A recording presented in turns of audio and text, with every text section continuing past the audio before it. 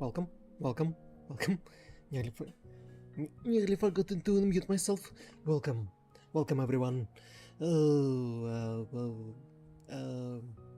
yeah, welcome. Добро пожаловать.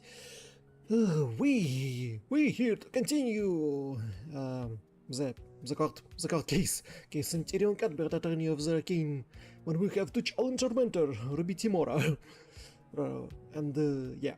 Yeah, I don't know how to start streams properly. I can say that dog is fed, cats on the background, and the house is empty. I'm ready. Nothing should distract me from continuing my journey through the video games. Yeah, welcome everyone. Don't know what else to say. I did like always done the previous few days is uploading and managing the neutral reactions for YouTube videos, and the only things that I properly watched was I finished watching the Twitchers who stop believing in humanity will save the world someday in the future, in the future seasons, probably. And everything except duel of fist fight and arithmetics is making like the show is mature if you forget about the duel of fist fight and arithmetics, like that.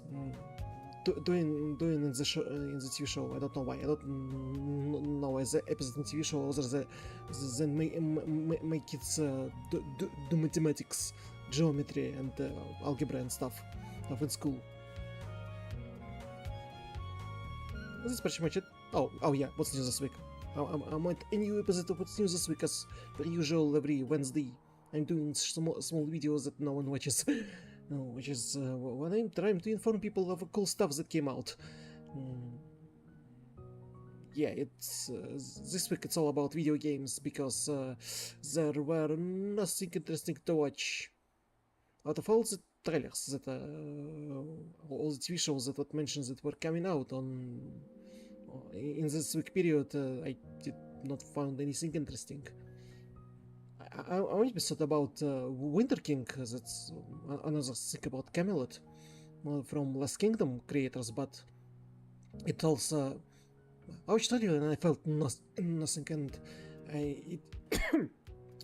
it didn't seem it was about magic and stuff, and it was just about like Arthur Pendragon living his life, returning to his home, and pulling the sword out of stone. Stop. I didn't even see the scene about Excalibur being put out of the stone. So yeah, that's why there's no mentioning of any TV show. And also they said that just wasn't anything interesting. There were a few comedy trailers, but I didn't understand the jokes, and and usually it means that that's not so good of a comedy if you don't understand jokes there. So yeah, we have a few funny video games, and you will find out about everything tomorrow on YouTube, or now on Coffee if you will go to Coffee and watch the What's New This Week 103. Tyrion Cuthbert, attorney of Arcane, we're continuing playing the attorney of Arcane. For this I need to start the game. I really hope the D drive won't just turn off. And I'm not sure what it's about. Maybe it's because of heat, because it's 29 degrees Celsius right now, and I'm suffering from heat. Oh boy. Anyway, just in case I put all the games that I stream on C drive, so at least this won't stop working. I hope. I hope. I pray. I wish my stream not be scuffed. Ah! This game is so loud! Why? Why has they made this game so loud?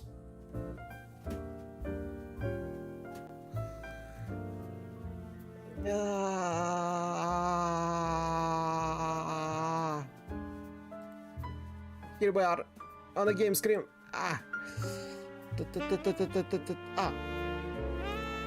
Ah.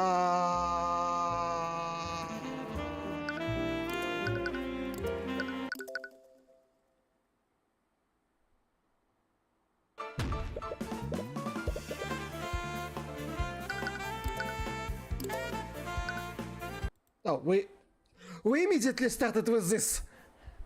Wait. I need to find stuff to do. Ah.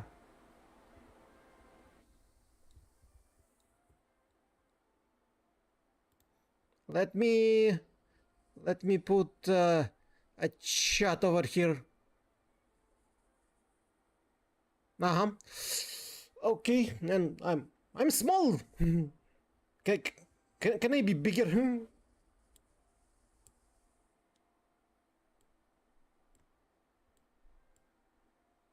Yeah, like this. Uh-huh. Okay, that's good. All right. Now we're back to the fray.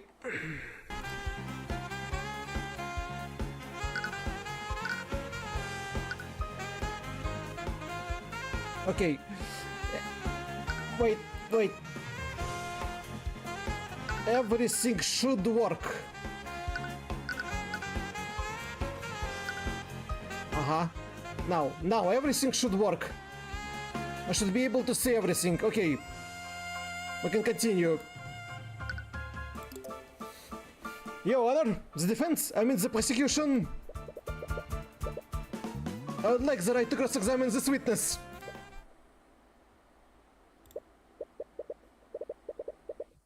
Bailiff, please arrest Mr. Cuthbert. I'm holding in contempt of court. Wait. You didn't really think this through, did you? Instead of following his orders, the bailiff walks out to the judge podium and whispers something into his ear. What? I see. Very well then. What are they saying? It appears that Miss Stillman has somehow predicted that this would happen. In accordance with her wishes, Mr. Cuthbert may act as the prosecutor in her stead. What the hell? You can't be serious! I am honestly just as surprised as you are, Miss Timora. But Miss Stillman has apparently designated him as her stand-in. It's unorthodox, but it's also legal. I recall something strange still asked you earlier today. So, what do you do if one of your clients was guilty? I suppose I'd withdraw and tell them to find another lawyer. And if no one else would represent them? I don't know. It would definitely be a hard choice for me. But I would never be able to represent them if I knew the truth. I just can stand by and let the murderer escape justice. I see. Stillwind, did she somehow know this would happen? Well, this is how I expected the trial to go. Shortly after you bashed into the prosecutor's table, Jess awkwardly followed behind you. Curiously, she only did so after the bailiff didn't arrest you. I guess we're really doing this. What's wrong? This feels weird. On the other side of the courtroom. I mean, this is where the prosecutor is supposed to stand. No, this feels way too jarring. Ruby, can you switch tables? What? Please ignore her. No, this is way too weird. Tyrion, get you to switch with us. Scare Lord Celeste. For the love of... I genuinely do not care. Cuthbert can have this side, if he wants it so badly.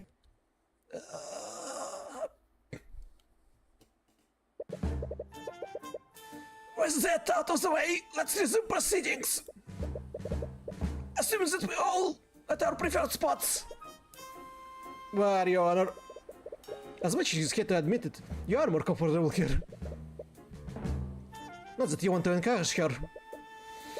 With all of these interruptions, I expect to review the proceedings up until now. The prosecution proposed that Beatrice Frega's motive for murder was to claim the victim's inheritance. However, the defendant brought forth a witness who testified that Beatrice was disinherited by her father 5 years ago. Am I correct, Miss Timora? You are, Your Honor. Very well. Consider the circumstances to have Lady Frega repeat her testimony. Bailiff, please escort Lady Frega to the stands once more. Miss Frega, could you please give your testimony to the court once more? Of course. Witness testimony yet again. One day we all woke up and discovered that Beatrice had fled from our home. She had a note for us, and in it she renounced her name and denounced my father. My father later called me and my sister into his study. He told us that he completely disowned Beatrice and removed any claims she had to Frega estate. It was probably a threat to us. In case we ever choose to go down the same path she did, he wanted to make an example out of her. This all happened 5 years ago. So your father disinherited Beatrice shortly after her departure? Yes, he did. As such, Beatrice would have no motive to murder her father. Any inheritance she could have received would be long gone by the night of the murder. Is it really true though? Cross-examination. I don't remember much from previous week. What do we have in the clues? In testimonies, earnings of vitality, are ancient artifact when worn by creature. That creature wounds will slowly heal over time. Furthermore, the holder's life will increase tenfold as for as long as they born. They said it was created by a scaled out himself. Beatrice is completely blind, she's unable to see anything through her eyes. This has been verified for several medical reports and qualified chirurgeons. Autopsy report. Died at 3:12 AM. Cause of this was blood loss after his throat was slashed open. Both carotid arteries were severed, meaning that death must have followed mere seconds after the wound was inflicted. Body shows several scratch marks on the face and back. Traces of illusion mark were also found on the body. Murder weapon, a letter opener. The murder weapon was a letter opener with house for a crest on it. It must have been owned by a victim. Its handle was completely shattered. It would have taken a tremendous amount of force to crush it like that. Lockdown system. The lockdown system covers the entire manor. One of its activity creates magical barriers that prevent anyone from leaving or teleporting out of the building. In addition to this, it covers the entire manor in anti-magic field. Within this field, any of all magical rays are nullified and disabled.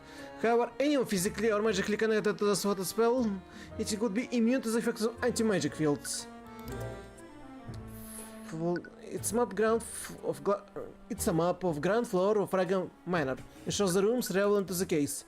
Ballroom, storage, study, courtroom, sitting, foyer, kitchen, stairway, bathroom, pantry. Floor 2. It's a map of second floor. Frega Manor shows the rooms relevant to the case. Bath, Beatrice bedroom, rooftop garden, Miriam bedroom, live bedroom, staircase, William's bedroom, gallery. Method of entry. The murder somehow entered William Frega's study despite it being protected with abjurative swords. The swords magically locked the only door leading into the room. They also prevented teleportation in and out of the room. It's possible to temporarily nullify the swords with the sword of spell eating. What, Ian heard? Ian Hughes was trapped in a storage room near William Frega's study. He took a nap but was awoken by the sound of some kind of physical struggle. He heard Frega shout, "Who are you? What do you want?" After a few more seconds he heard the sound of someone being stabbed. Rats in the vents. The servants had been frequently complaining about the sound of rats running through the vents. Ian tried to track one of them down and followed to the storage room. Leafy testimony. After his meeting with Beatrice Frega, William Frega retreated into his study in his study. He refused to speak with almost everyone who tried to disturb him. Then who he spoke to was Leafy Frega. She told him what the result of the sword spell eating a little after 1:00 AM. But William didn't seem to care and returned to his business. Through Leaf thoughts, you know that he entered the study to make some sort of adjustment to his will. Celeste thought. When Celeste went to a courtroom to change, she was told that her sword has gone missing. Someone else must have taken it. Yet found the missing sword was found in Beatrice's bedroom. This was also the room where the sword of spell-eating was found after it was stolen. And these two elements related somehow? Are these two elements related somehow? Leaf engagement. Leaf Frege was due to be married to Jaden von Sanctus. This arranged marriage was facilitated by William Frege and Lloyd von Sanctus. As part of the diplomatic marriage, House von Sanctus would be absorbed by House Frege. In return, Jaden would inherit entirely of House Frege from William. Leaf knew how this marriage would affect the future of House Frege. She has expressed resistance to a diplomatic marriage and keeps telling for time Lloyd von Sanctus worries that when Frege death would cancel the marriage altogether. William Frege inheritance. Beatrice Frege fled from her family 5 years ago and went into hiding. Until the night of her murder, many of her friends and family members haven't seen or heard from her. On the night of her murder, Beatrice finally returned to her home. She arranged a meeting with her father. This meeting didn't end as planned, and Beatrice agreed William Frege and offered him to tell that he would be disinherited her that night. Sword of Spell-Eating is the ancient artifact when wielded by a creature. That creature had anything connected to them physically or magically are immune to all harmful magical effects. Legend said it was forged through a blood contact between a mage and a demon. On the night of the murder, someone used this powerful spell to completely shatter the magically protected glass that was containing it. It was later found in Beatrice Frege's old room. Armbats of Intellect. Something are ancient artifact when worn by a creature. The creature's intelligence would increase beyond its limits of average human. Legend said it was forged by a member of House Frege to further the study of magic. On the night of murder, Harold Haraldson discovered that the armbands of intellect were also stolen. The glass case holding the armbands weren't shattered, and the armbands were replaced with a very convincing replica. The artifacts in display are Lord Ball were protected by layers of abjuration spell. Even a highly skilled mage would have trouble breaking into them. The spells that guard the displays can be temporarily disabled during spoken password. Harold Haraldson is possibly the only person who knows this password. Spells. Familiar Bond and Anti-Magic Field. Okay, I read everything, so...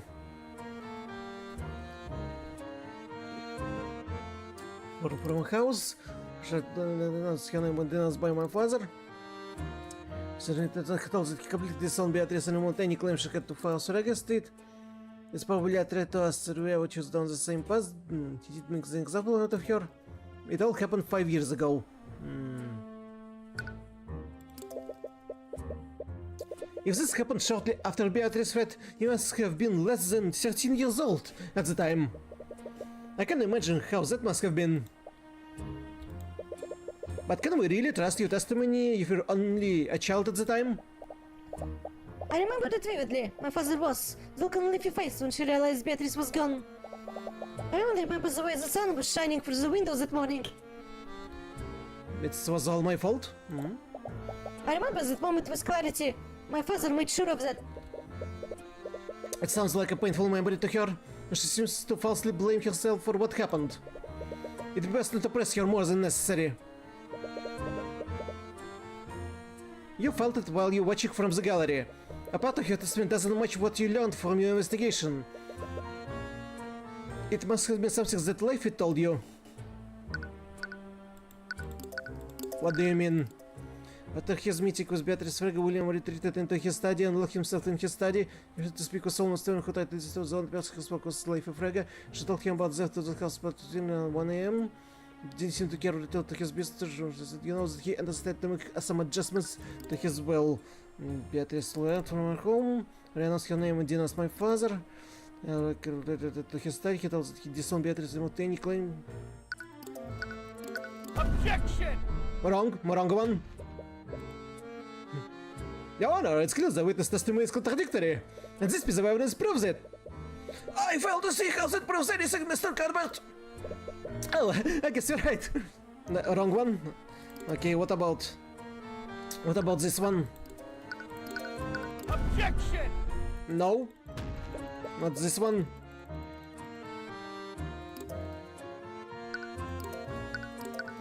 Objection! Oh, come on. Wait.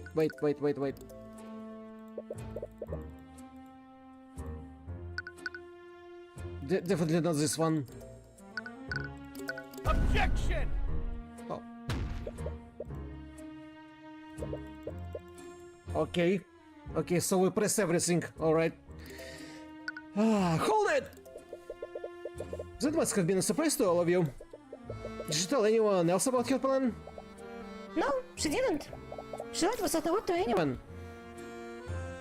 She should have spoken with us first. It appears that she's sincere about what she's saying.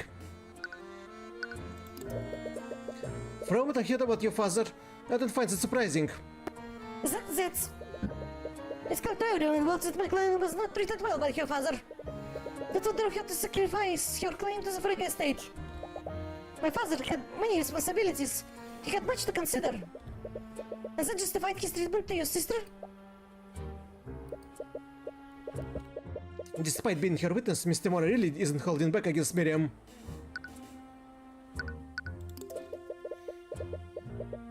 That seems like a drastic reaction to her simply leaving her home. My father and sister already had many disagreements before this. He made it clear that he wouldn't tolerate her many acts of insubordination. I imagine that this was the last straw for him. Well, that sounds in character for him. Would William Frege really do something so extreme? Regardless of his personal feelings, because Frege holds a lot of financial and political power. Would he really change his ideas so haphazardly?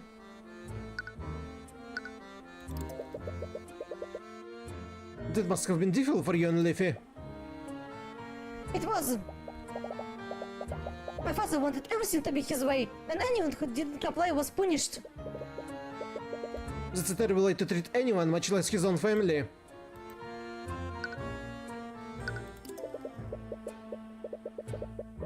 This happened shortly after Beatrice left. You must have been less than 13 years old at the time. I can't imagine how that have been. But can we really trust your testimony if you were only a child at the time? I remember it vividly. My father was the look of Leafy face when she realized Beatrice was gone. I even remember the way the sun was shining through the windows that morning. It was all my fault. I remember that moment with clarity. My father made sure of that. It sounds like a painful memory here, and she seemed to falsely blame herself to what happened. It's best not to press her more than necessary. You felt it while you were watching from the gallery. Part of this doesn't match what you learned from your investigation. It's going to be something that Leafy told you.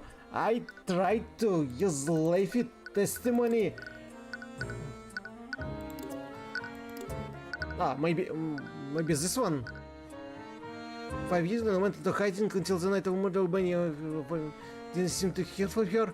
The night of murder, Beatrice finally didn't matter for him to declare that he would be disinheriting her.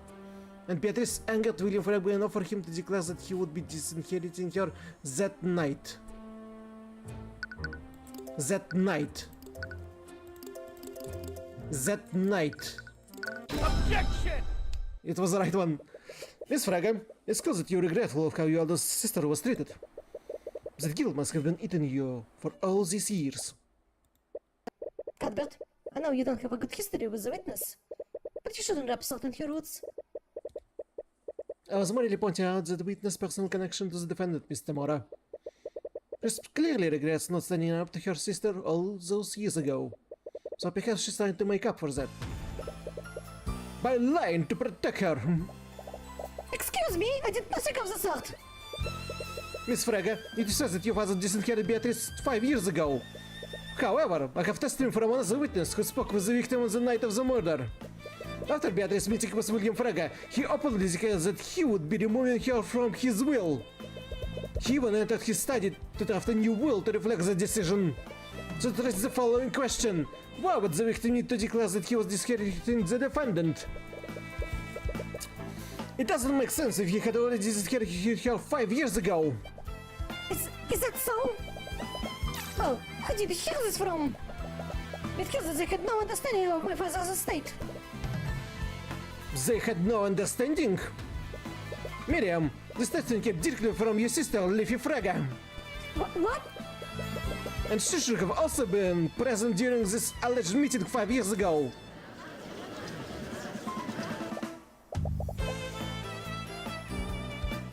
Well, she must be mistaken then. Objection! Oh? Your Honor, how can we trust second-hand testimony from a witness who isn't here? Wouldn't it make more sense to have Leafy give her testimony directly? I must agree with you, Mr. Mora. Leafy Frege should be allowed to clear up this misunderstanding. She looks way too confident. What is she planning? Not sure it was intentional, but Miriam's testimony was false. Could she be lying to protect Beatrice?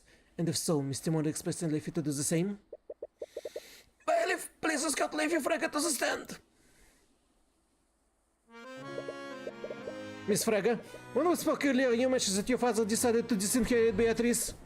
And he decided this after the mirror meeting on the night of the murder. Is it correct? Yes, I did say that. You see, Leafy, Cuthbert does the testimony given by your younger sister. You seem to say that she committed perjury. What? I would go so far as to say... Witness, lying at was a serious crime. It would have harsh consequences for some of your sister's status. No, she couldn't have. Wonderful. Are you saying that you can corroborate your sister's testimony? Miss Timora, you can just intimidate the witness. I have no idea what you're talking about, Cuthbert.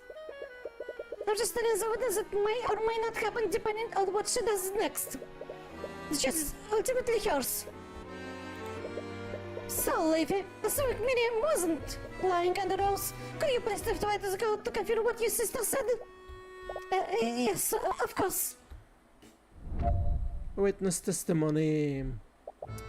You see, Miriam was quite young when my father called us into his study 5 years ago. She didn't understand what he was really doing.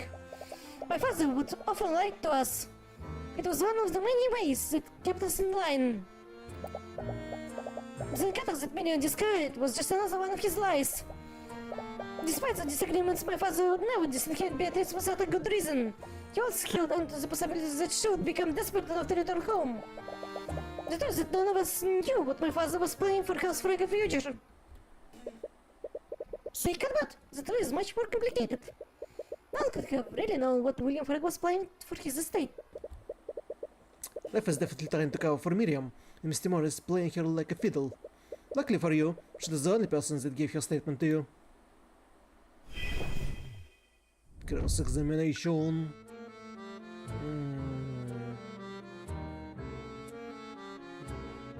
What she was really doing? My father would often lie to us. It was one of many ways that kept us in line. The cat that Miriam discovered was just another one of his lies. Despite that my father would never disinherit Beatrice, he was would become desperate to return home. But none of us knew my father was planning for House Frege future. That is a lie. That is a lie. Objection! Miss Frege, did you really have no idea about House Frege future? No, I didn't. My father made sure of that. As I told you, he had many secrets and wasn't above lying to manipulate us. But with Beatrice gone, you would have been the one to inherit your father's estate. Would you really be ignorant of your father's plans for House Frege? Unfortunately for you, I don't think you'd be that careless. In fact, I have it on a good authority that you knew exactly how William inheritance would be divided before that night. What? Leify, according to Light von Sactus, you were arranged into diplomatic marriage with his son. You expressed resistance to this agreement, am I correct? I have no reason to comment on that matter. Cuthbert, the witness personal matters are hardly any of our business. Yes! Yes! I must ask that you keep this discussion relevant to the case. Your Honor, Leify resistant to this marriage is exactly how I know that her testimony is false. She was extremely averse to this marriage, and because of that, she made sure to know every detail about how it would affect her and her house. And that includes how House Frege would be inherited by her future husband. So that raises the question, Leif. If you already knew the intricate details of this marriage, why would your father tell that he was disinheriting your sister? That only makes sense if Beatrice was already in his will beforehand. That would render Miriam's testimony false and constitute a motive for the defendant. I can't believe it took like this. Oh? You present a decent argument, Cuthbert, but your claims rely on one assumption. And what assumption would that be, Miss Timora? Even if he was lying, the victim declared that he was revoking Beatrice's inheritance. She must have already been named in the will previously, otherwise there would have been no need for him to say that. It don't make any sense otherwise. And that's where your assumption is. You assume that William Frege was acting logically. What are you talking about? It's because that William Frege was extremely controlling of his daughters. By own admission, Lady Frege was resistant to marriage arranged by her father. In addition to that, a few months ago, William Frege found herself out in controversy regarding the Nightgrave trial. And finally, to make matters worse, Beatrice Frege, the prodigal child, found the letter and made a public appearance during a lord's ball. What are you trying to insinuate? In his eyes, William Frege's ability to keep his daughter online was clearly weakening. He must have gotten desperate and made a grand declaration if he'd love to scare your life. Even if the declaration was clearly inconsistent. But he wouldn't. Your ability to remember must be muddled by a shock of your father's death. His statement couldn't have possibly been true. If by some chance it were true, that will make you guilty of perjury.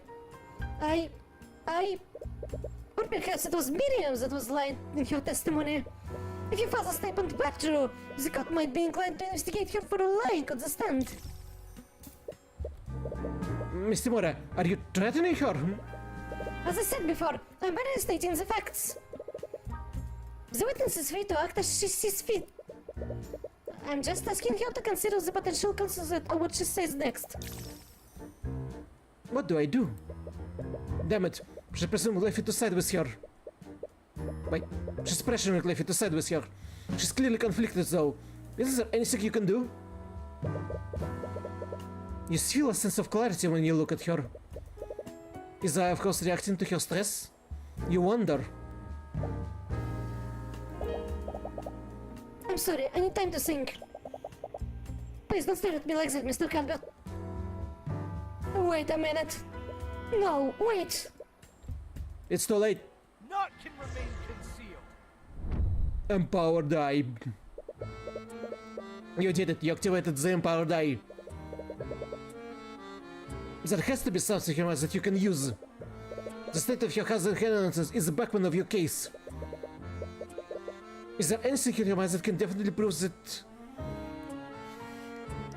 Is there anything on your mind that can definitely prove what was on his will? As much as I hate to admit it, this trial is a perfect opportunity to break out of the arranged marriage. When Sector's holdings are weakening by the day, I doubt he'd be able to put up much resistance. Once Beatrice inherits the state, he might be able to rebuild our family. She's assuming that Beatrice will inherit House Fraga. That confidence must mean that she's certain of what was in William's will. But how do you prove that?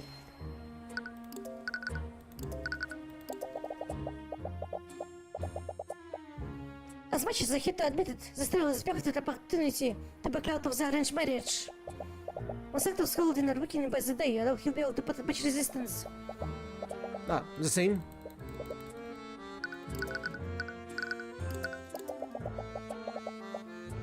How did both the thought find their way to Beatrice's room? Could Tracker have... No, Miss McCoy's sword is one thing, but he couldn't have possibly broken into the Haraldson gallery. Also, he was extremely fixated on it. What? Does she know how the sword was taken? As much as you want to follow that lead, it will be all for us if you can turn the trial in your favor. You should try something else. How about this one? I need to make sure that I told the truth without harming Miriam or Beatrice. Beatrice couldn't have possibly done this. I'm sure Miriam also had her reasons. They couldn't rely on me back then, but they can now. We didn't get any leads from that. You should try something else. How about murder weapon? What? Mom, I think about... What's this? Doesn't evoke any useful thoughts from her. What? I'm thinking about... About this. No, also doesn't work. No.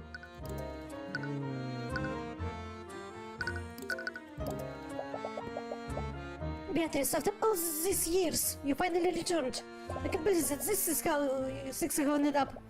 If only I was as strong as you, I'll be able to endure this. We didn't get any leads from that. We should try something else. Oh, come on. Father, I know we had our differences, but I did love you. I never wanted you to die. She seemed genuinely surprised and regretful about his death. From your account earlier, you know that Beatrice had an accomplice, but you doubt that it was Leify.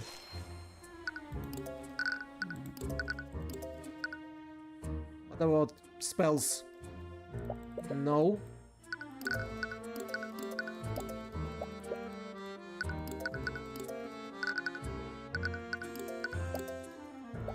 No. Monkey, sorts of monkey doesn't help. What about Crown Prince? What is Crown Prince?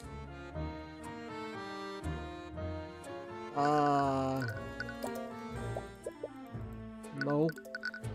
What am I missing? What am I missing? Not maps. No. No. Oh. No.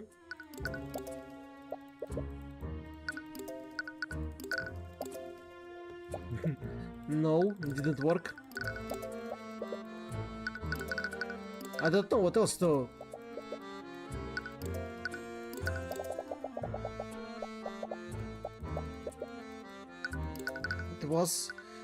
It's the same.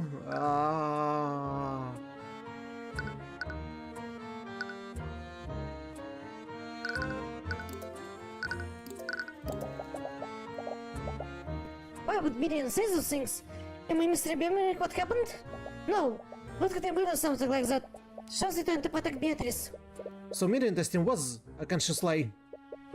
Beatrice wasn't revoked until the night of the murder. Who's left? Who's left? Who's left? Who's left?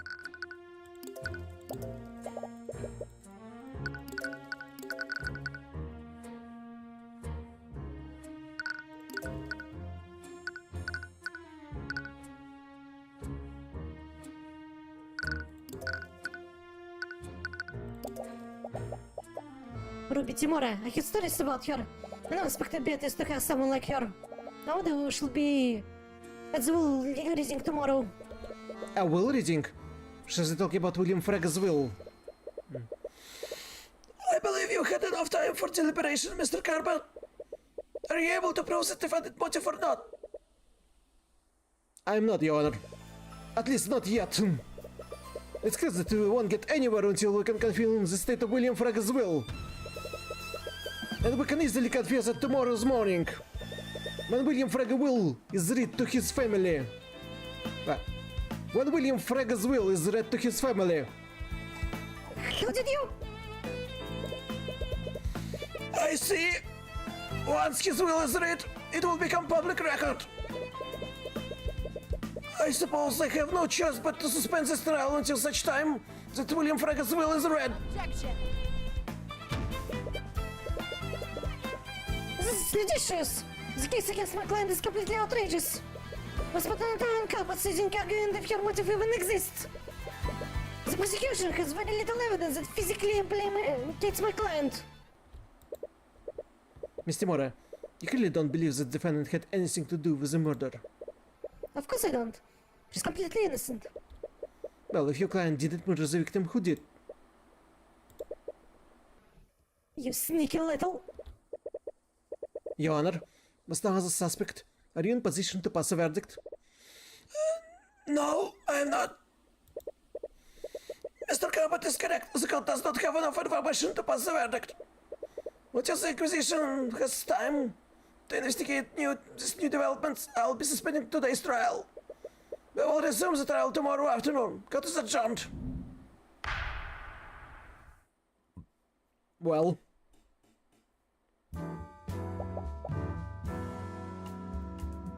Yeah, exactly. Well, that happened. That's what I thought of. Well, that happened. Sorry. I kind of acted without thinking. But out of everything that happened today, I can't believe that still when someone knew you would do that. Alright, that is strange. Did you seriously predict that I do off on that one conversation? Considering how it turned out, you suppose she was right on the mark. But it was still a big leap of faith. But it was still a big leap of faith. Anyways, we have some time to ourselves. I'd very much like to catch up on some sleep. Yeah, today's been exhausting for a lot of reasons. And your work has only started. You still have no idea who Beatrice's accomplice was. The will reading was just an opportunity to stall for time. So the question remains, who really murdered William Fraga?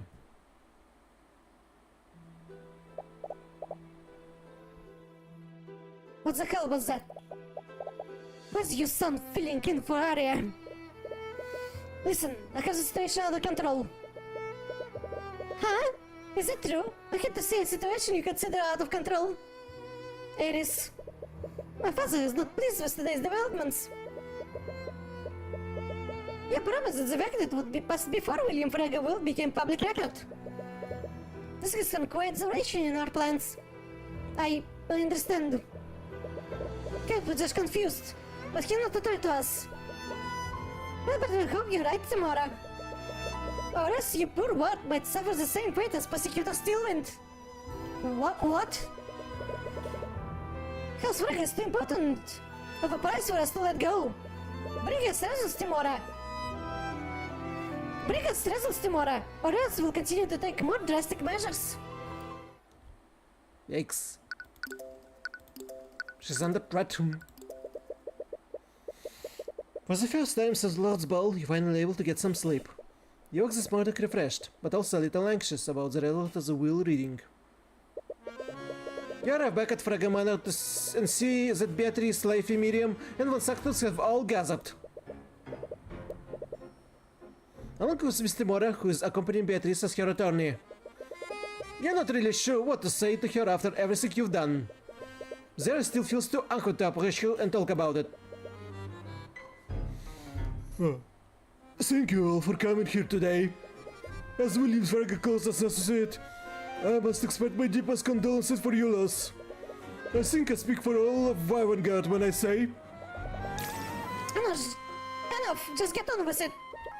Very well then. To get straight to the point, Lord Fraga will was magically sealed when it was given to me. He asked me, his executor, not to submit it to the courts for probate until after his death. Also, I imagine none of us expected such a time to come so unexpectedly. Anyways, Lord Fraga assets, including some ownership of several banking houses, that Vivengard 10 million gold in various investments. 10 million? 10 million gold! We can't even begin to imagine what anyone could do with even a fraction of that wealth. And lastly, sole control and ownership of Fraga Noble House. The security takes out a large envelope and uses a runestone to dispel the magical seal on it. I, William Fraga, being of sound-minded body, do hereby declare this to be my last will and testament. I hereby give, devise, and bequeath all of my assets and property, both real and personal, to Jaded Von Sanctus. Provided that he enters into legal and binding engagement with my daughter, Leify Fraga, within 6 months of date of my death. What? That's it! William must have added that addendum to prevent Von Sanctus from trying to steal his empire. But a legal and binding engagement is predicated on Leify accepting it. She clearly doesn't want to go with it. So if she simply waited 6 months, Von Sanctus wouldn't have any claim to the estate. Oh. In the event that Jaded Von Sanctus does not enter into such an engagement within a specified time frame, my assets and property shall be distributed as such. All of House Fraga will be divided equally among my children as per the laws of our kingdom. Oh.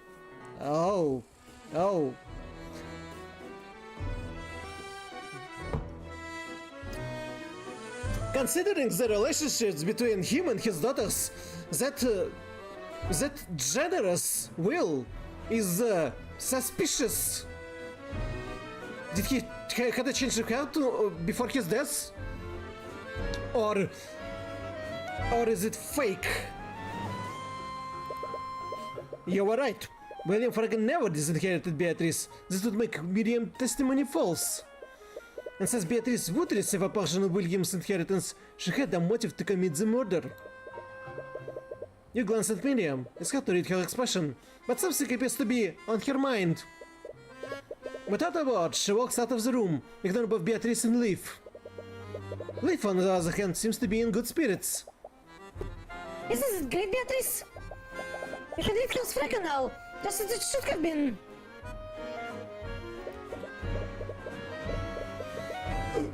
Actually, about that, in light of recent events, I believe I should clarify one thing. As per se Slayer rule, if Beatrice Fraga is found guilty in the current court case, her inheritance will be revoked and divided between you and your sister. Wait a minute, why multi-chat was disconnected right now? I don't know. Did anyone try to type chat? Try to do this again. Maybe it will work now.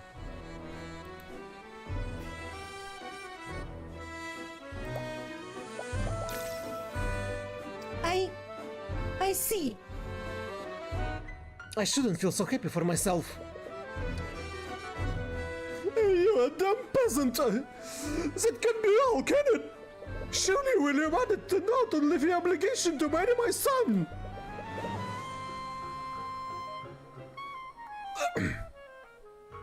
I'm not sure what you're trying to imply. Leafy Frog is an adult with legal autonomy. She's free to make whatever decision she wishes to do, who she's legally marries. Now if you excuse me. And he's gone. Wait, we're not finished yet! Come back here!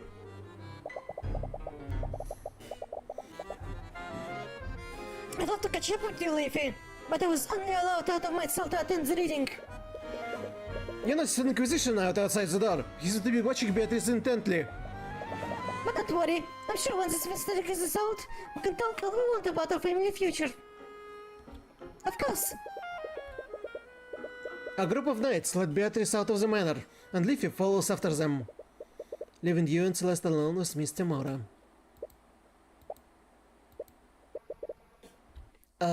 About what I did. Look, I'm not angry, Cuthbert.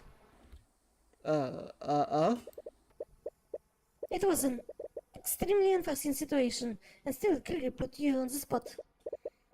You felt pressure to do something, and you made the rash decision. But I'm sure the crowd will understand if you withdraw. Oh wait, what? Cuthbert, you're not a persecutor. You know that, right? Did you become authority to defend persecute mages? But Beatrice is guilty, I saw it. I'm not going to argue about this again. You are going to withdraw. This is not up for discussion. You always regarded and respected Miss Timora, and you suppose it always made you deeply scared of disappointing her. Because she's right. She knows more about what's going on than you do, and she's still your mentor. You want to believe it, you really do. But deep down, you know that this is wrong. Miss Timora may believe in Beatrice innocent, but you can't just abandon this case and let her escape justice. Your hands are trembling. Why are you so scared right now? You know what you have to say, but the words won't leave your mouth. From behind you, you feel Celeste held your trembling hand. It's warm and comforting. It's the same sensation you felt back then. Somehow, you can feel it through her hand. It's as if she's silently telling you that you know what you have to do. Your anxiety fades, and you take a deep breath. I'm not going to do that, Miss Timora. What? You said it yourself. Our court system needs a defense attorney and a prosecutor of equal power to keep things fair. That's not what... I'm not going to withdraw. If you believe in Beatrice's innocence and you truly believe you're on the right side, then prove it by beating me. Fine. Do what you want. But you're only gonna make things harder for everyone. And thus we challenge our mentor. Tyrion? As soon as Miss Timora steps out of the room, your body drops on the floor. Whatever bravery you felt before got replaced with an extreme amount of fatigue. Scale lot. It's the first time I ever spoken to her like that. But you still did it. You stood your ground. Figuratively, I mean. Right now, you're kind of just sitting on the floor. Yeah. I need to take a moment. Can we go back to the ballroom?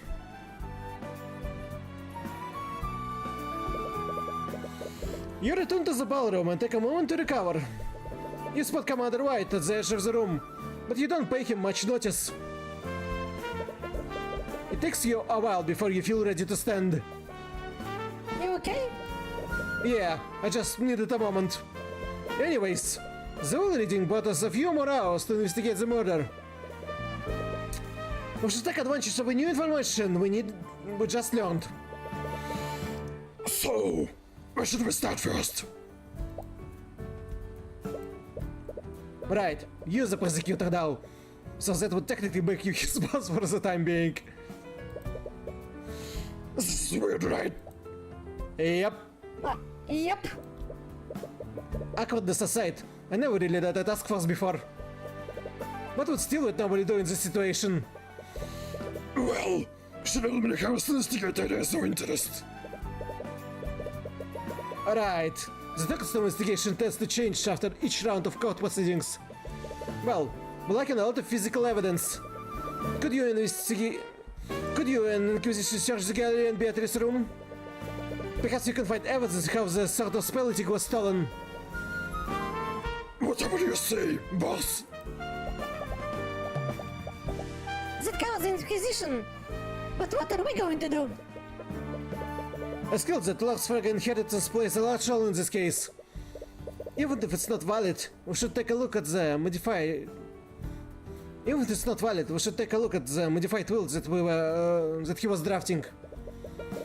It might give us some insight about what he was really planning to do with his inheritance.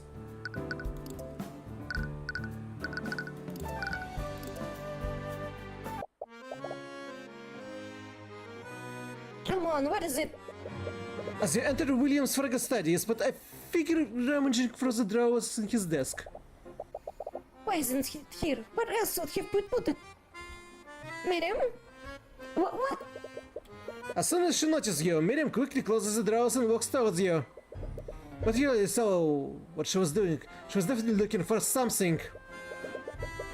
This is a crime scene. What are you doing here, Miriam? Is it any of your business? Consider that I'm the prosecutor. It's very much my business. We give a side glance to the night stationed outside the room. They should have spotted her. They should have stopped him from entering, but because she used her started to intimidate them into letting her through. However, this could be a blessing in disguise. She was clearly looking for something in this room, and you have a feeling you know what it is. What were you looking for? You appear to be looking for something, Miriam. What could it be so important that you disturb an active crime scene? It's none of your concern. I'm only trying to find something that belongs to me. Oh, really? Because I have a feeling that we might be looking for the same thing. You're looking for the will that your father was drafting, aren't you? That's were you trying to destroy it before we could get to it? No, of course not. I just needed to see it for myself. Did she really do this? Oh, is she also suspicious of Beatrice? Why are you so determined to see the drafted will, Miss Fraga? I just wanted to see what my father's final wishes were. But your father already had a will filled previously. Wouldn't that be enough? Oh, you also suspect something, don't you? Of course not. Beatrice would never do something like this. Miss Fraga, I never even mentioned Beatrice. I know how things may look, but please understand, I'm just trying to get to the truth. I don't think your sister did this, but she may have been involved. She may have worked with someone else to orchestrate her father's death. Unlike Cliffy, she didn't immediately deny it. That means that she already had her own suspicions. Where is the will, Miriam? I need to see it. I don't know. I haven't been able to find it.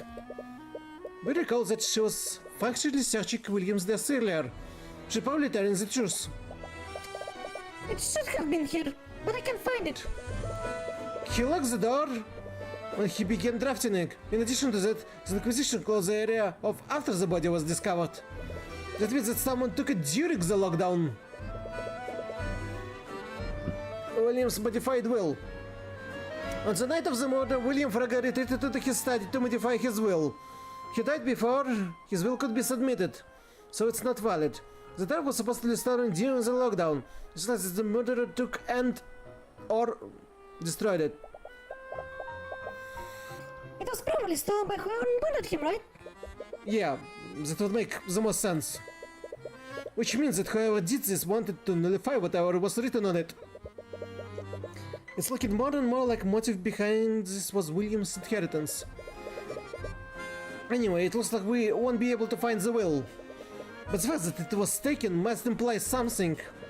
For now, we should follow our other leads. There's also a question of who committed the murder and how. Don't worry to know how. The murder stole water spelling and used it to break into the study. That's true, but think about how they would have needed to move around the manor.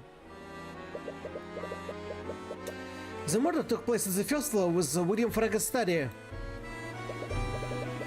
But the gallery was on the second floor. They would have needed to go upstairs, steal the salt from the gallery, and then use it to nullify the lock on the study. Not only that, they would have needed to go back upstairs and plant the salt in the Beatrice's room.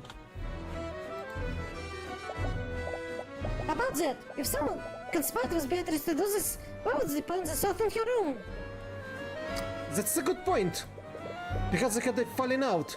Her partner might try to betray her by pinning the blame on her.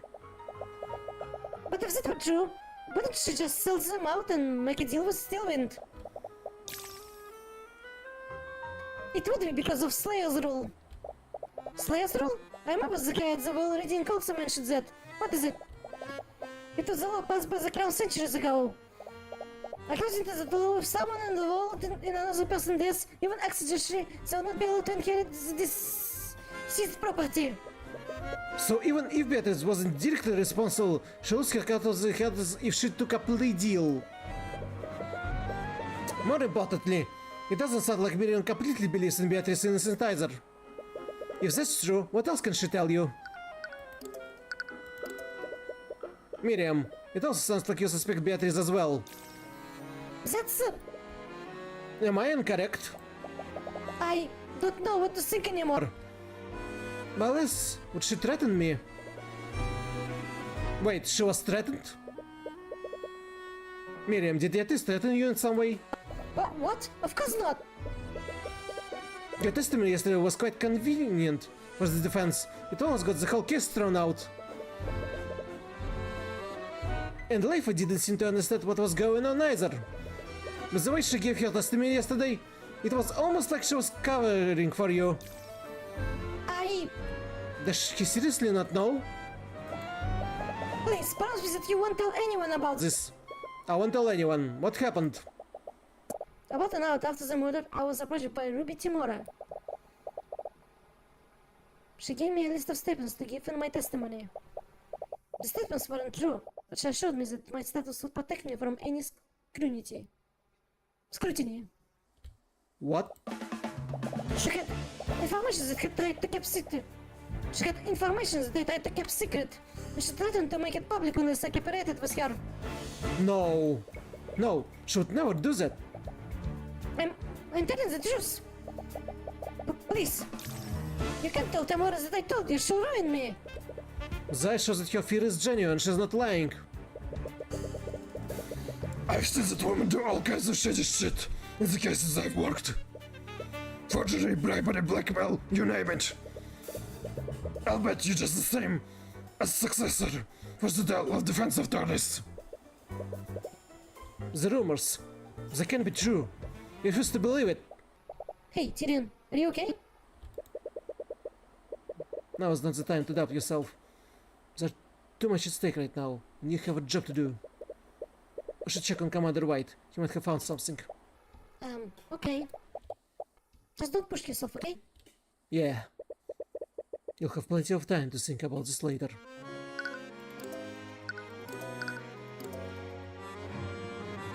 So she did threaten Miriam.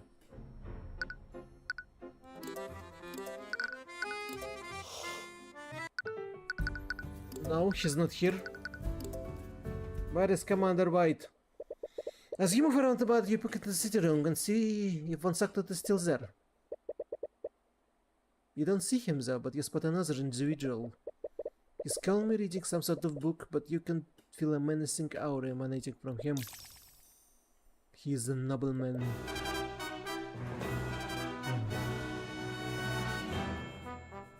This aura. You must be daft if you think I wouldn't notice your presence. What? Did he notice you? You barely entered the room. Before you have a chance to respond, the man pulls out his great axe and rushes towards you. Wow, wait, You bring up your arms to block his blow, but in hindsight, that probably won't do much against an axe at large. Protagus! You open your eyes, this is now standing between you and an axe-wielding maniac. You're not sure what happened, but it looks like she knocked him several feet backward.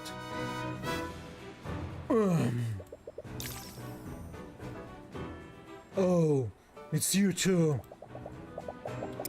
What the hell was that? You could kill him! He shouldn't have snuck up on me like that. I'm always Cliff Human too. You didn't do anything good! Who the hell do you think you are? I am Lord Lucio Steelwind, Grand General of Avangard Military Forces. Occupation Grand General, name Lucio Steelwind. So this is Prosecutor Steelwind's father. They do share the same intimidating stare. Also, he's not the most menacing person in the room right now. Celeste, it's fine, I'm not hurt. She looks more than irate right now, but she's begrudgingly shouts her sword. Anyways, Lord Steelwind was one of the person with motive to murder William Fraga. And as a fellow head of Pillar House, he might have some information about William and his affairs.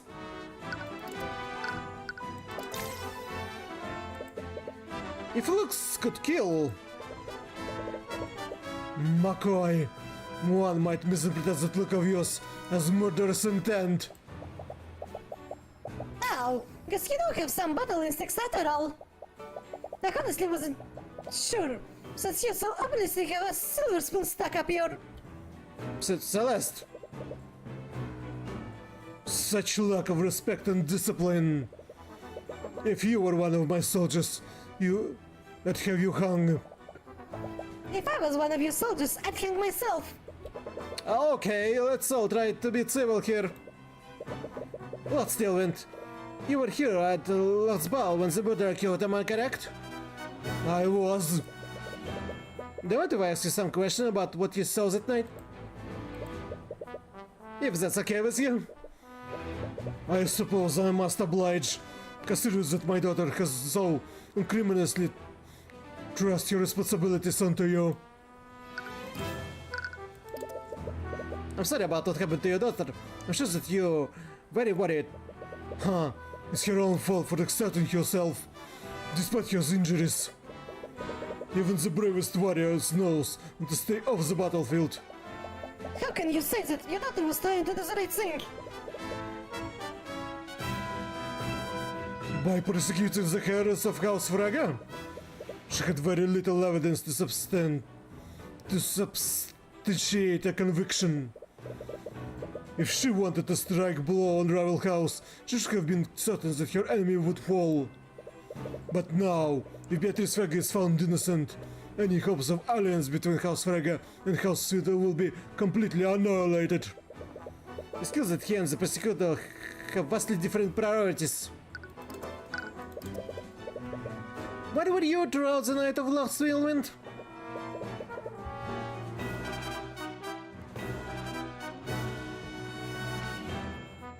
I saw Lowe's gathering like that. They're a complete waste of time. I was in this room, And then I received word that Lord Rega's Lost Heiress had made an unexpected appearance. She was supposedly speaking with the Crown Prince, so I made my way to the ballroom. Did you speak with them at any point? No, I kept my distance and stayed near the King's Guard. I needed to make sure she wouldn't try anything. Was this because you were wary of Beatrice Frege?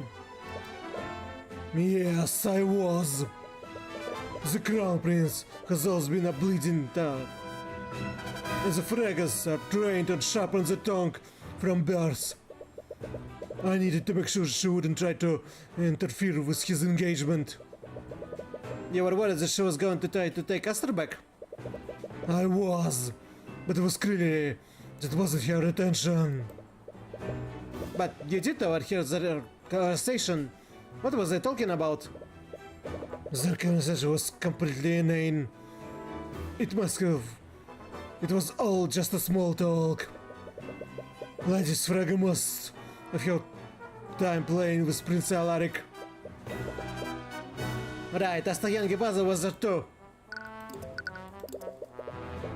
You know that Beatrice had some role in the murder, but if she wasn't directly responsible, did she have some no-go by speaking with Asta and his brother?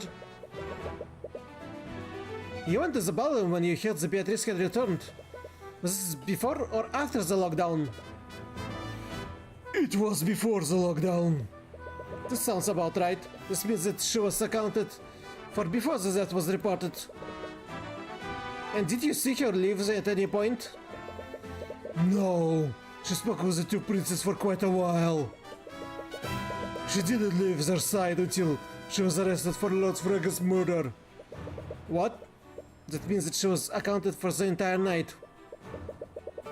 Beatrice has been added to your notes. But her thoughts said she was an accomplice with William's death. Or she thought to distract the King's Guard? Thank you for answering our questions, Lost Tailwind. I'm better repaying my daughter's debt to you. He was surprisingly pretty cooperative, but it doesn't lift any suspicions of him just yet. You need to find more evidence if you have to know for sure. Anyways, we should probably move somewhere else. Let's go, Celeste. McCoy. What? Your spellcasting is undisciplined, but your battle stance and reflexes are commendable. You have my respect as a warrior. As if that means anything coming from you.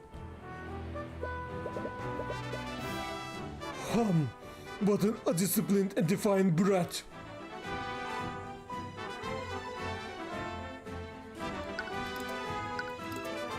Is he, by any chance, your blood-related father? They do look alike.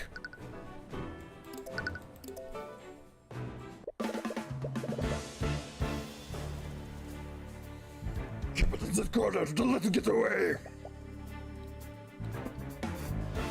Get away from him! As you enter Beatrice's room, you see the Inquisition covering something in the back of the room. Some sort of animal, a wolf to be exact. Wait, is that...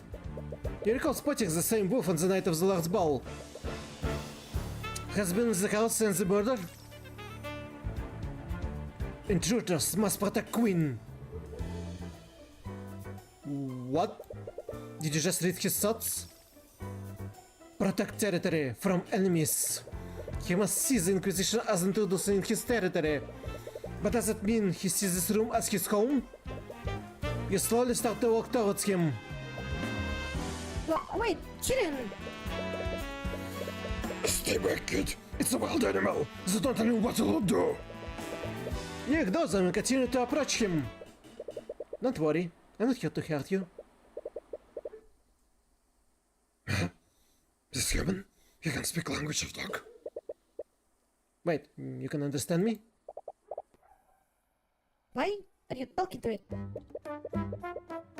You speak in plain dog. Of course, they can understand. What's going on here? Is our house allowing you to speak with him? We never really tried before, but perhaps your powers aren't limited to humans. Anyways, there could be a good opportunity. You wonder what else he knows. Tracker, is that your name? How did you? Yes, Tracker is Tracker. This is the name Queen gave to me. Occupation, Doc. Name, Tracker. Tracker just started to leave here when he mentions his queen. He called you his queen. Do you know him, Leafy?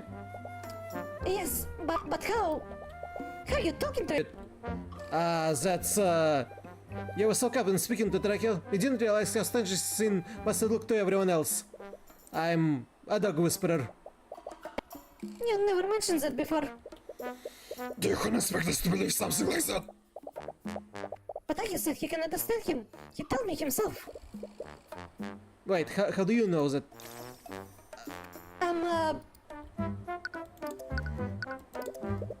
So, Leafy, how are you able to communicate with Tracker? I suppose there's no sense in hiding it anymore. Tracker is my familiar. Familiar? So it's the same magical bond Harriet has with his monkey. We recall that the familiar bond spell allows the caster to telepathically speak with their familiar. That must be how she's speaking to him. You never mentioned him during questioning. It was relevant to the investigation. And I've been keeping him a secret from my family. I suppose that makes sense. I doubt William Frege would allow you to keep an animal from his home. Well, I appreciate you giving this info from us. But it doesn't look like anyone got hurt. And aside from this dog, we haven't really found anything new. Damn it! They didn't find any more physical evidence of the theft. It looks you ran into another dead end. Unless... Tracker, I saw you on the night of the murder. You what? Tracker!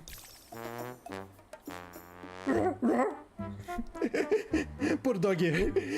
Doggy. Yeah, he wasn't supposed to leave the room, probably. He's supposed to stay in his room. He's supposed to stay in this room. Wait, is that why you won't allow the sounds to enter it? I didn't want to kick him in Beatrice's room, but he was very insistent that he stay here. Take your legs, ambience. Right. Wait, if you live in this room, did you see who brought the sort of spell in here? I did ask him about that, but he didn't see anyone. He must have been taking a nap. Or he was outside even though I told him not to leave. Damn it. Take you see lots of us are sick now. Take you see many nice people. Take you see many new people that... Take you see many new people that night. Right. He was roaming the mother during the last ball. He must have seen a lot of new people.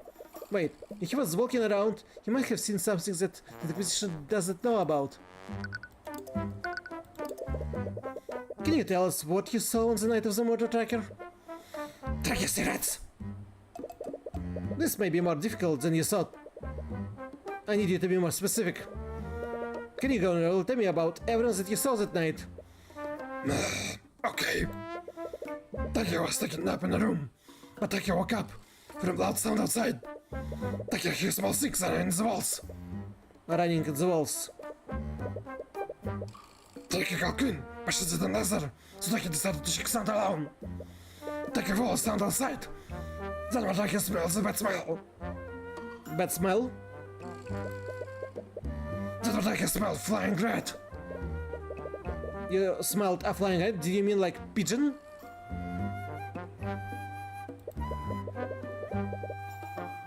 Pigeon? Pigeon? Not a bat, but a pigeon? Taki could smell where the rat was, so Taki bucketed him. Taki must have scared rat because he fell onto the floor and broke his stick.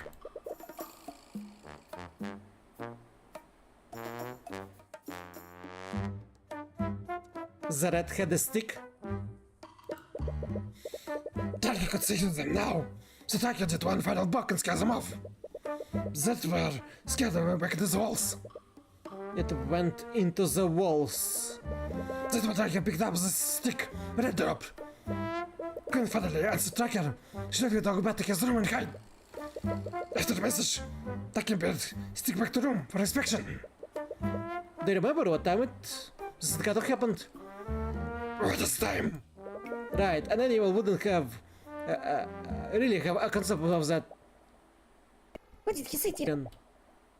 Did he say anything? Well, he definitely saw something. Okay, let's try to make a moment to work through this.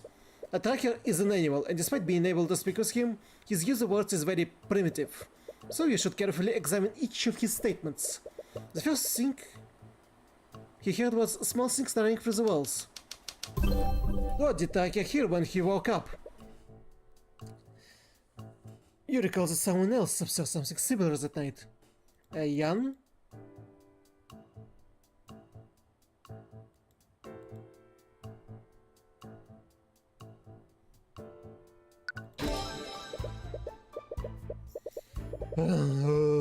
The servants were complaining about rats running through the air vents, so they sent me to take care of it.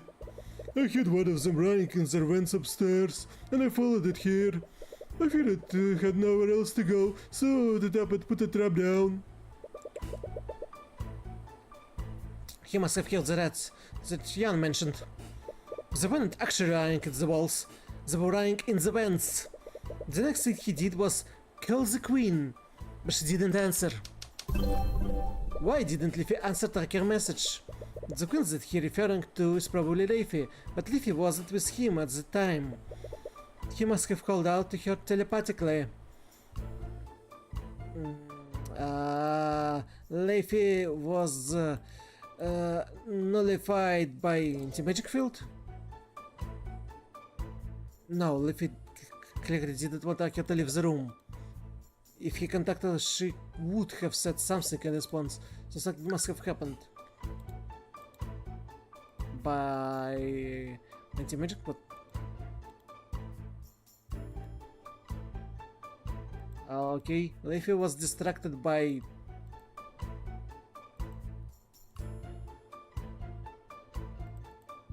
Beatrice? No. Tracker was ignored by Leafy?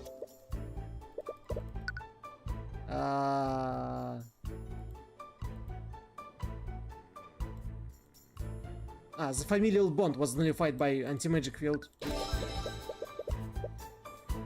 Leafy didn't respond because she never got Tracker's message. The telepathic capabilities granted by familiar bond were disabled by the anti-magic field, which means that this encounter happened during the lockdown. So that covers his first two statements, but you're not really sure what to make of the flying rat he saw. Tracker, why did you refer to the rat as the flying? Because they don't usually jump and fly. Yes, I got that. Is it possible that what you saw wasn't really a rat? That's a rat. The small things that run and hide. So rat is a general term for him. He uses it to refer to small animals that are acting suspiciously. Anyways, with everything you know now, his last method doesn't make sense. Why did Tracker finally hear Leafy? He said that Queen finally answered him, and this happened after he picked the stick. But that shouldn't have been possible because of anti-magic field. The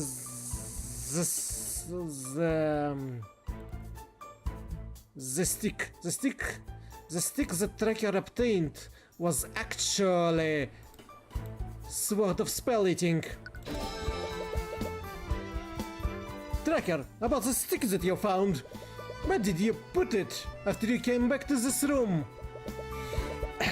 Tracker hides stick in safe space under the bed. And the stick, did it look like a sword that my friend is carrying? What? Hey, your friend stole my other stick. Wait, your other stick? Yeah, Tracker found it while he was scanning for the Metal Man. Metal Man, is he referring to the King's Guard? He must have left the battle when they were searching for the sword of spell eating. Wait, are you the one who stole Celeste's sword? Tracker! Did Tracker do bad? It is as I suspected. Tracker was the one who brought the sort of spelling here. What? I have no idea how or why, but the sort of spelling was lying in the hallway somewhere. Tracker found it and brought it back to Beatrice's room, his room. This can't be. So the person who framed Beatrice for the theft was... If it weren't for Tracker, the Inquisition would never honed in on Beatrice at all. But why would the sort of spelling be lying in a random hallway? Leaf, do you mind if I borrow Tracker's for a little bit? It's okay, Quinn. He smells good. I'll test him. Thanks, I guess. Okay, but only if you allow me to accompany you. You know about Miriam's position, but how does Leafy feel about you persecuting Beatrice? It's possible she might be trying to sabotage the investigation if I can accompany you. But as Tracker's owner, you don't really have a choice.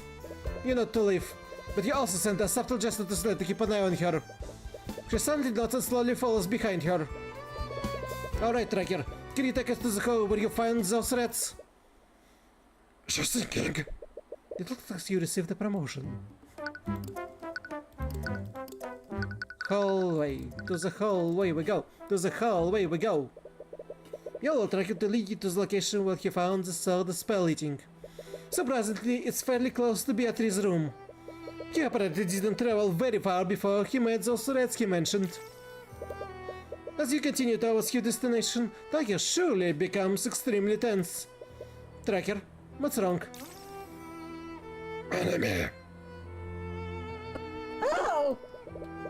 Before you even have a chance to react, Tracker steps between you and Alice and begins angrily barking at her. Oh dear! Tracker, stop that! If you try to calm Tracker down, but he's undeterred. He continues to bark at Alice, and Tutax is taking all the Leaf's strength to hold him back. I'm terribly sorry, he's not usually like This. It's to be expected. I'm not sure why, but animals have always been able... What did you do? What did you do? Whoa! What did you mean right now? I'm not sure, but animals have always disliked me.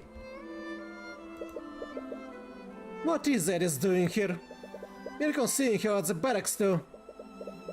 She says that her father is friends with Beatrice, but she's involved in this case somehow. Anyways, you came here for a purpose. You should examine this hall and see if you can find any clues.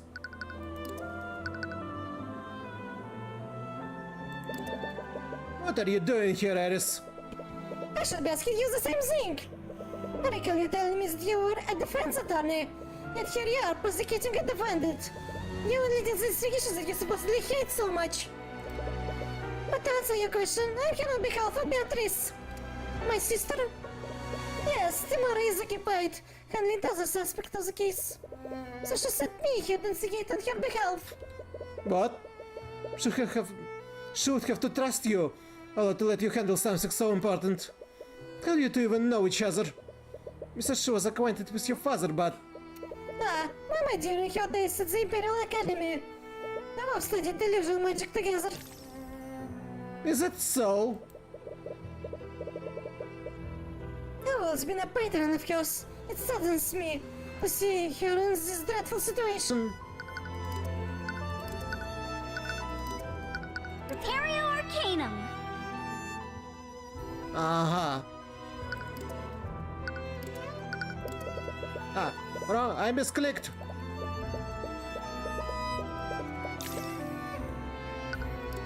Prepario Arcanum.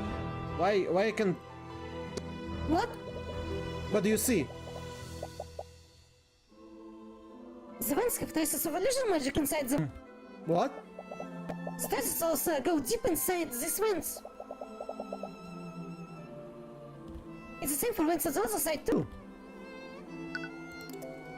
But why?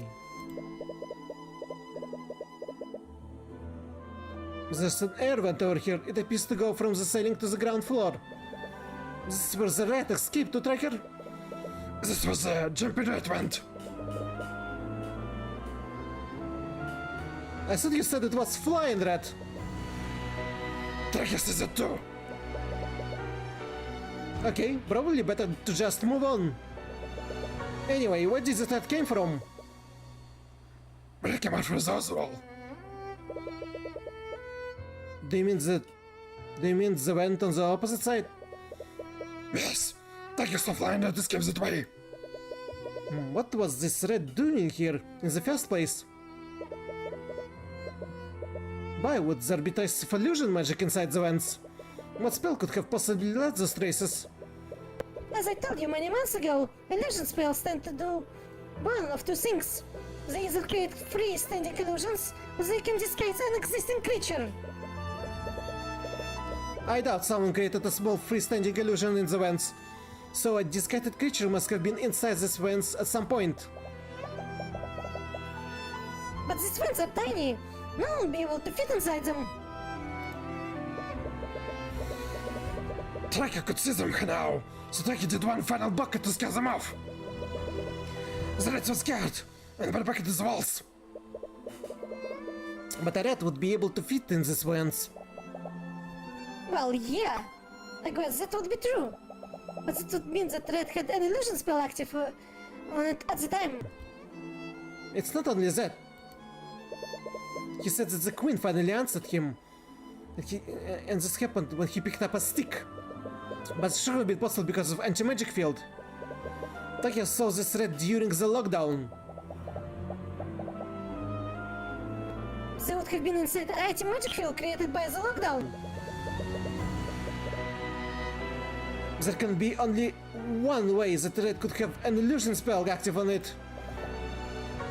Wait, you can't mean... That red was holding the sort of spell eating.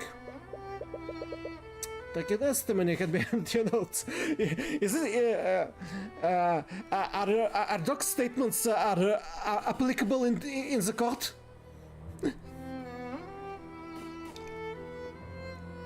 Will court even accept the Doc testament? On the night of a murder, Tracker met something strange and followed scent to the hallway north of Beatrice's bedroom. There he saw a flying rat came out of the northern air vent. Tracker battered this rat and scared it away. Once this happened, and supposedly dropped the sort of spell eating, Tracker took the sword and brought it back to the Beatrice's room. What? But how is it possible? Art wouldn't have sent our hands to carry this out.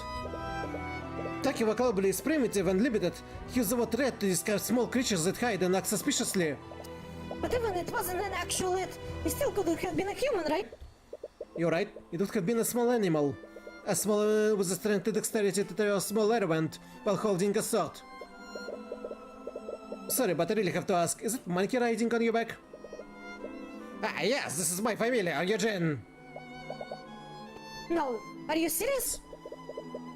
We know that Harry had a motive to kill William Fraga. He was planning to defend the Harrison Hall of History. They had an argument that night. That's when William Fraga decided that he was going to defend Harrod's museums. He must have struck a deal with Beatrice, and as Beatrice's portion of House Fraga, she could easily keep his museums funded. He could fake the robbery and set his family to murder William. I can't believe this. But that's something else the Tracker said. Tracker could smell where the rat was, so Tracker barked at him. Tracker must have scared the rat, because he fell into the floor and dropped his stick. The rat had a stick. Tracker, you said you had a smell to see what the rat was. And when he dropped his stick, you were finally able to see him. Does this mean you couldn't visibly see him before he fell down? Yeah, Tracker could not see. There were his eyes, so Tracker used his nose to see it. The monkey was invisible. No one have noticed a small invisible animal. In addition to that, he moved through the air vents. Eugene would have been nearly undetectable that night. Beatrice is the master of illusion magic, so it's possible that she cast invisibility to Eugene. Invisibility, one of the highest forms of illusion magic. The spell makes the target creature or object completely invisible. While invisible, the target will be completely transparent and undetectable visually. If targeting creatures, this spell will also affect anything that the creature is wearing and holding. And then there's the position of air vent. We're currently in the hallway just north of Beatrice's room. Ah! and this urban connects to the ground floor. If we align the two floor maps together, this one must lead to the storage room.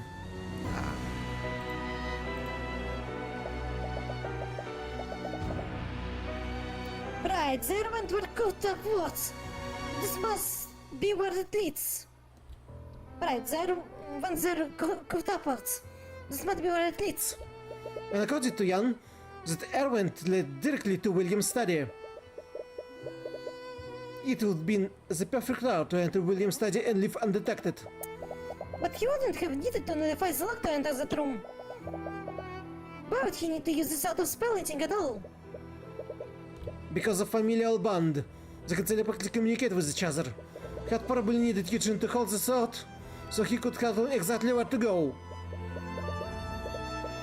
The sword magic affects anyone magically connected to the wielder, and familial bond connects them magically. It makes sense now.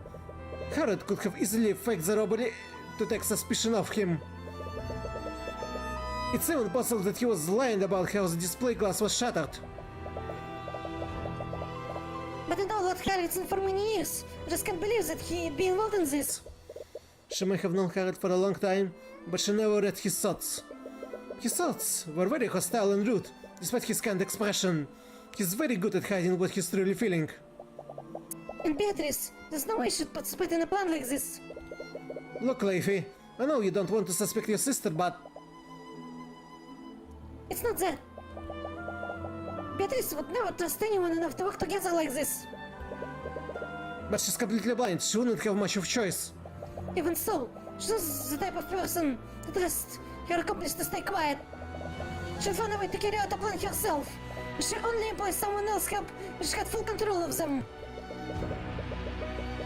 Leify probably knows her better than you do, but you doubt that working alone would be possible in her condition. And you can't think of any other way she'd be involved in this. Anyways, we finished here, aren't we? Yes, thank you for letting talk to us, Leify.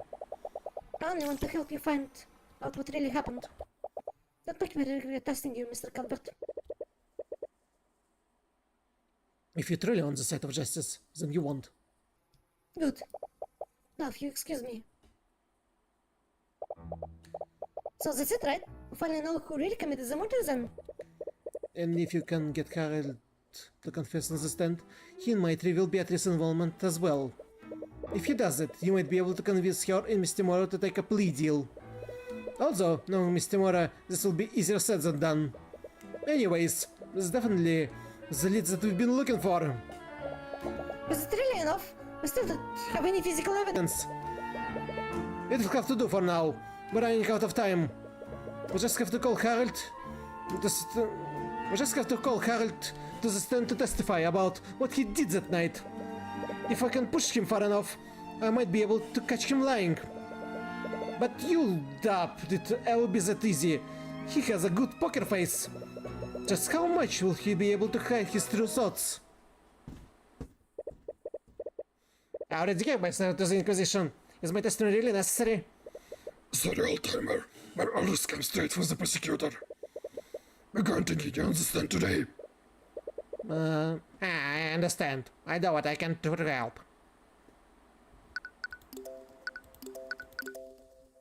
Oh, we'll be safe. And we're back to the courtroom!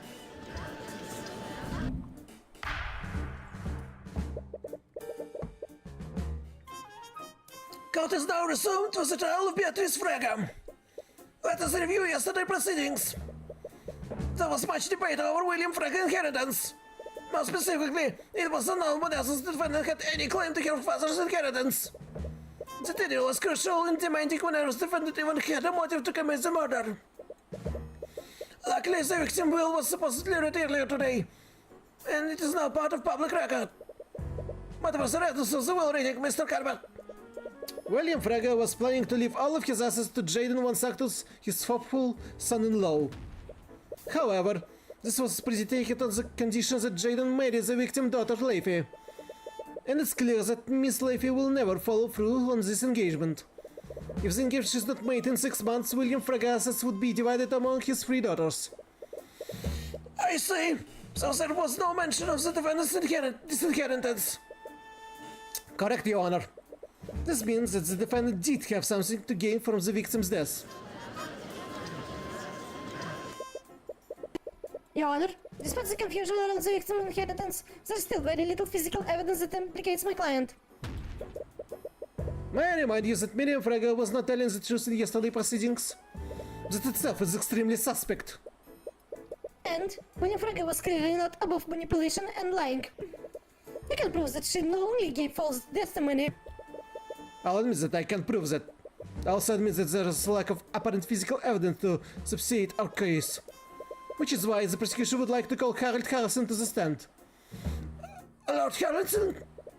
The sport of spellknitting clearly plays a large role in the murder, and its theft is one of the few pieces of physical evidence in this case.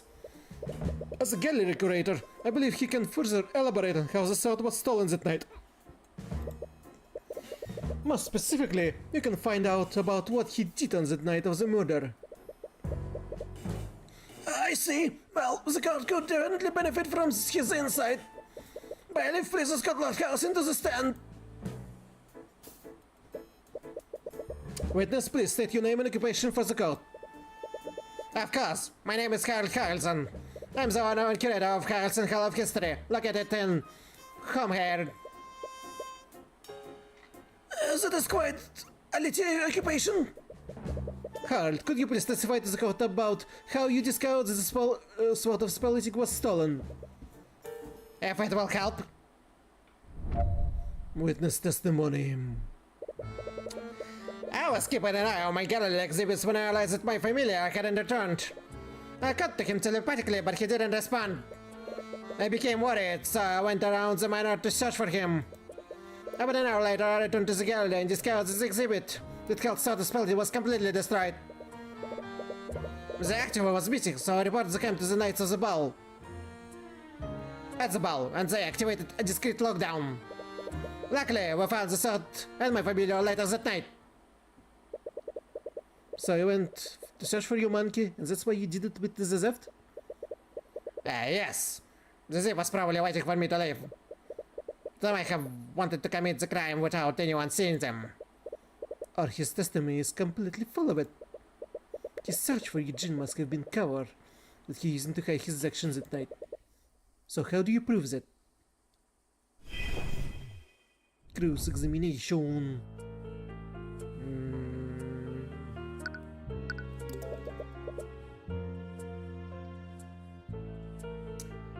Are you referring to Eugene?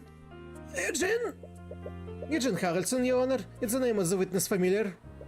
Yes, Eugene is spry, arrogant and monkey. He helps me with my day-to-day. Oh, I see. Anyways, you said that he hadn't returned. Does this mean he left you early in the night? Yes. He always likes to explore large buildings like Fraga Manor. But he usually doesn't live for that long. I wanted to check how the... I need to find the evidence. Not this one. Speaking to during the last ball, she spent the entire night speaking with them. She also accounted for before the spot was reported missing. She still remembers the kills that can confirm this. The night was number returned to his stadium and submitted to. That was what was stolen during the war. It's likely that the mirror took and or destroyed it. Protected by a subjugation, such as skilled breaking bolts, temporarily disabled users spoken passport.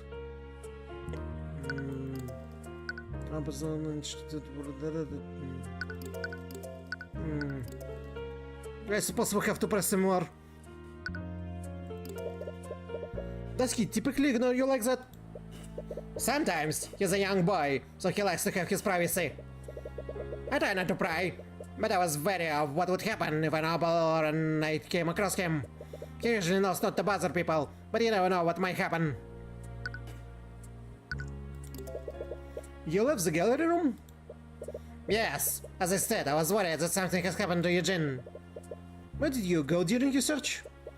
Eugene usually knows to stay out of people's bedrooms, so I went downstairs and searched for him there. I checked the bathroom, sitting room, and coat room. Then I finally checked the kitchen and pantry. You had gone there to steal some snacks. But you didn't find him in any of those places. No, I didn't. If I recall correctly, the glass was completely shattered. This is despite the presence of several abjuration spells that protected it. Yes, it would have been taking an extremely powerful spell to break it like that. As you saw, the glass display was shattered into shards. Unless Kyle had a way to dispel that magic, a powerful mage must have been destroyed it. Perhaps Kyle had Beatrice shatter the glass before she went to the ballroom. The sword of spell-eating makes wielder immune to magical effects. What use would the lockdown have been? Honestly, not much. The wielder would have been immune to the anti-magic fields and the spells that prevented people from leaving. And at that point, the Kingsguard just wanted to activate it for a good measure. His statement just now is missing some details. But what details should you ask him to elaborate on?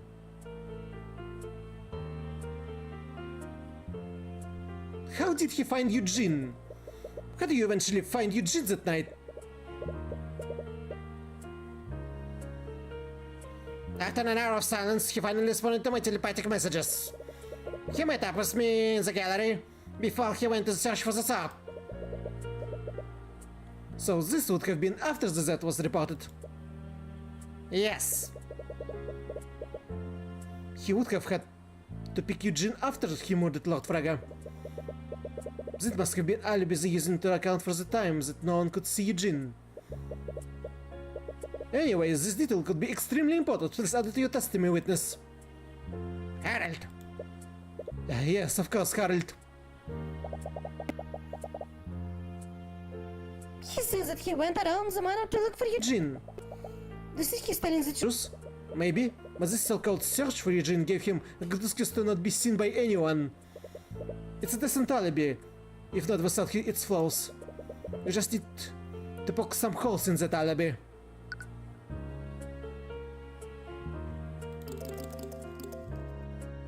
You finally what up with him in the gallery room before they finally found the artifact. Objection! Oh!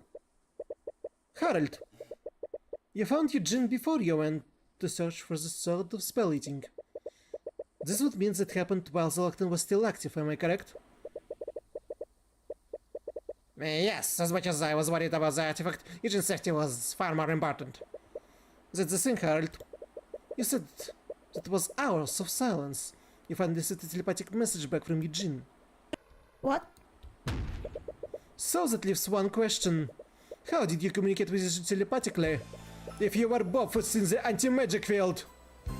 What? Harold, in response to the theft, the Kingsguard activated the lockdown system to prevent anyone from leaving. That same lockdown system would have placed an anti-magic field for over every inch of that manor. That field should have suppressed the telepathic abilities given to you by a familiar bond. You wouldn't have been able to speak with Eugene at all. What?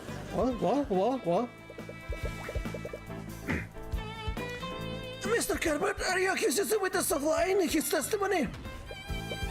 Please, Cuthbert is blowing the entire thing out of proportion. Anti-magic field is a resource-intense spell. We can't assume that they managed to cover every inch of the manor. Especially since it would only be accessible to a small animal. Mr. Mora, let's assume that Eugene managed to reach some sort of blind spot in the lockdown system. The magical telepathy created by familial bond connects two people. Even if Eugene wasn't affected by anti-magic field, Harold would be. That's very true. So how did I hear him that night? There's only one answer that makes sense, Harold. You did hear Eugene telepathically, because Eugene was wielding the sword of spell eating. What?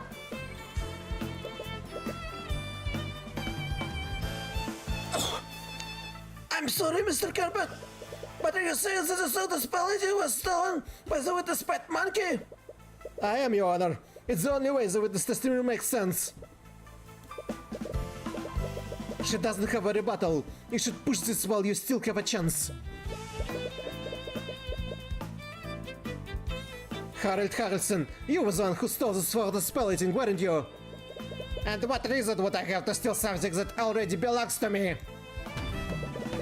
It was to take suspicion of you. Because you were the one who had William Fraga killed. You staged a robbery and you spot to make you genuinely invisible.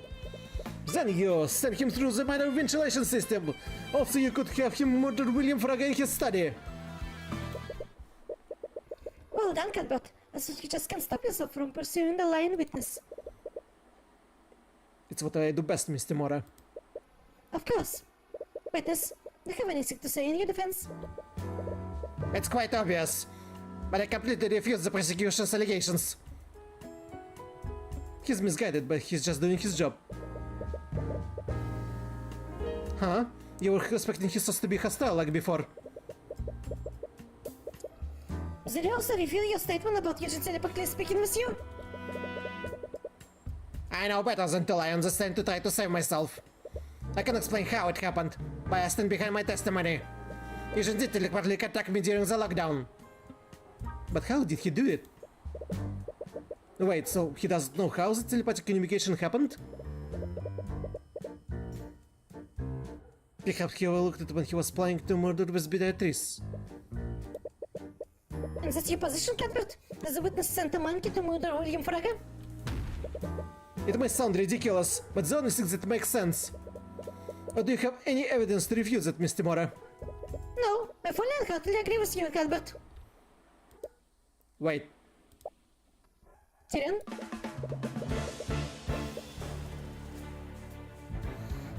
Mr. Cuthbert, did you forget that you were prosecuting Beatrice Fraga? Your Honor, even as prosecutor, is clear that Cuthbert just can't stop himself from fighting the true culprit.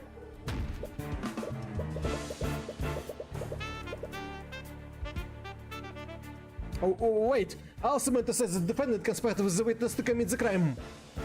Oh, really? And do you have any proof of this conspiracy to commit? Of course you don't. But even so... But let's assume that you did have evidence to prove your statement. If this was really a plot formed by my client and the witness, what would my client even contribute to this plan? From what you said, this plan was completely carried out by Lord Harrison and his familiar. Well... The class. You would need a powerful mage like a defendant to break the sword display case and stage the robbery. So your contribution to the murder was breaking some glass? Can you prove that my client shattered the display case? And can you prove that she did so knowing that it would somehow lead to her father's death? You might have gotten a little too eager to prove Harren's guilt. The physical evidence against my client was almost non-existent in the first place. Meanwhile, it seems that this prosecution has just brought forward physical evidence that implicates Lord Harrelson. Physical evidence that is supposed by his own testimony. There has to be some explanation for this. Cuthbert, didn't you ask me something yesterday? If my client didn't kill the victim, then who did? I suppose I should thank him for finding the answer. Damn it, all it did was make it more difficult to prove your case. But Harold has to be involved in this. You weren't wrong about that. Only Eugene would be small enough to traverse the air vents. So isn't there anything else you want? So isn't there anything else you can use? With the threat of indictment, Harold must be stressed. It's gotten you out of a tight spot before. Maybe you can find the evidence in his mind. Huh? You can use every trick you have, Cuthbert. It won't help you. Ignore her, calm your mind and focus an eye of course on him. You have to find something, anything that might be the murder to Beatrice. Naught can remain concealed. Empowered eye.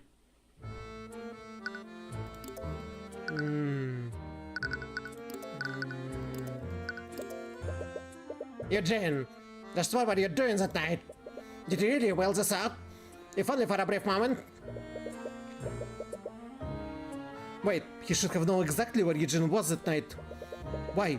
Why would he not say that?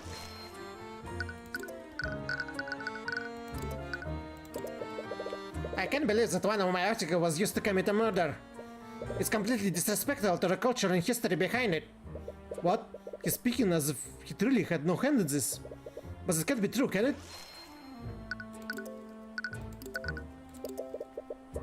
It's truly a shame that Beatrice was driving to flee from her own family. If only I did introduce myself to her, perhaps we could have found a solution together. He doesn't know Beatrice? But how? She plans a murder with him. Unless... What? What's going on? He's speaking as he really had no hand in this.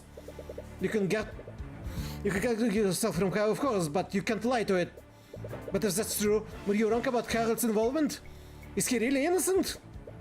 Is he innocent, Cuthbert? Your Honor, the skills of the prosecution has nothing left to argue.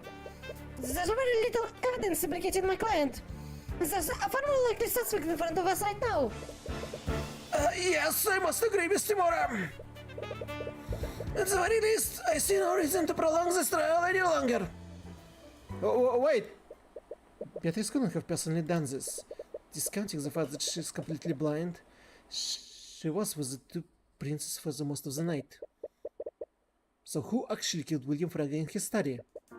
Think about this. The reason why you suspected Harlan the First was because of the tracker set. Taki vocal is primitive and limited. He is the word right to describe small creatures that hide and act suspiciously. But even it wasn't an actual rat, it still couldn't have been human, right? You're right. It would have been a small animal. A small animal with a stunted dexterity to tear us a small airman while holding a sword. Taki definitely saw some kind of animal. Was it someone else familiar? Who did Tucker see in the air vent? Right, it had to be Eugene. Tucker found the sword in that hallway. Eugene couldn't have communicated with Carlton as the sword protected both of them from an anti-magic field. But why? Did Eugene just happen to be in that hallway? That also doesn't explain why the sword of spell eating was even there. No, Tucker says that Eugene came out of the air vent on the side of the hallway. Then he fled to the air vent on the other side. Even for a small monkey, those vents would be extremely cramped. He wouldn't have entered those vents out of mere curiosity. Why was Eugene in the air vents? You know now that Harry didn't participate in the murder. But did he know about what Eugene was doing that night?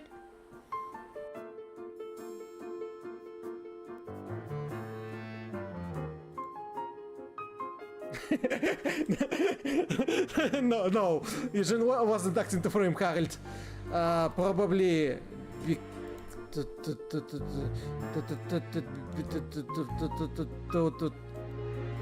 because of a blackmail? Was that? No, you can't say for sure why Eugene was there, but it's unlikely that Harold even knew about it.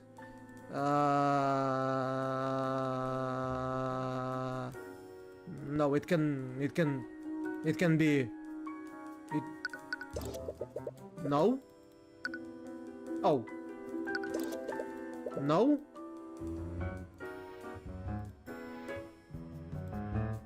Eugene was not acting of their own free will. Oh, come on!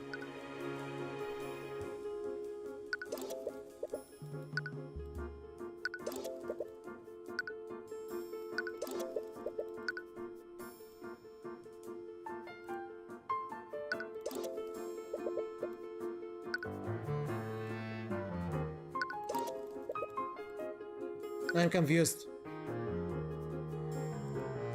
Wait.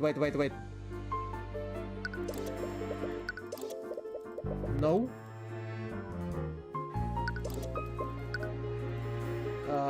Tracker?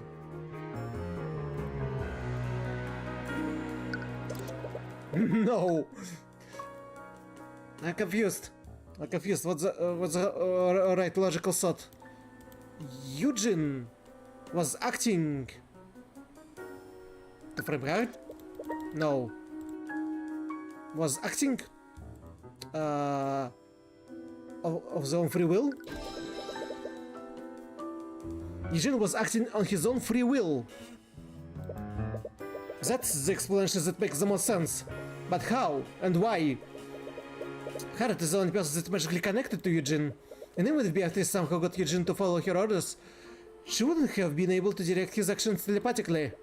Beatrice couldn't use any other conjuration spell to attack him either. She was also in the anti-magic field when she was with Aster.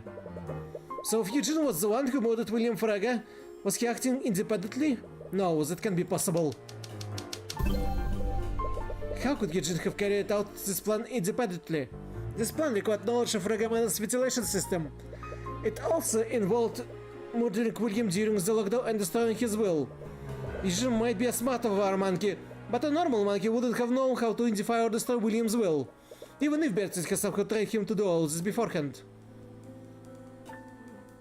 Ah, Eugene. War, the arms of intellect. No, it couldn't be. I discovered that the amber souvenir had been stolen as well. And unlike the sword of spell eating, I still haven't found the armbands. You look at the glass case where the armband used to be. The thief didn't shatter the glass. Exactly, moreover, the armbands were actually replaced with a very well-made replica. The magical locks on the case can be... The magical locks of the case can be disabled. How is it normally disabled? They can be turned on and off using a spoken password. How many people know this password? Only myself. I personally oversee the transport of these items when they moved. Only Harold knows the password, but someone could have overheard him saying it. Someone that constantly looking over his shoulder. You made some ridiculous statements in the past, but there's no way the judge will ever entertain this theory. You have to be smart about this, Your Honor. I think there's one more witness that can clear up this discrepancy once and for all. I believe he can prove the prosecution case to the court. Really? I frankly find that hard to believe. Please trust me, Your Honor. There's an element to this we all aren't seeing. And it's one that no one will believe. What do you have planned now? Very well. I'll give you one last chance, Mr. Cuthbert. But no, if your next witness fails to unveil any new information, I won't hesitate to end this trial. I understand, Your Honor. So, I'm going to need you to bear with me for a moment. Why? Your Honor, the defense calls Eugene Harrelson to the stand.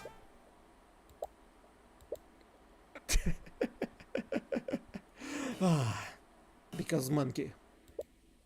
Never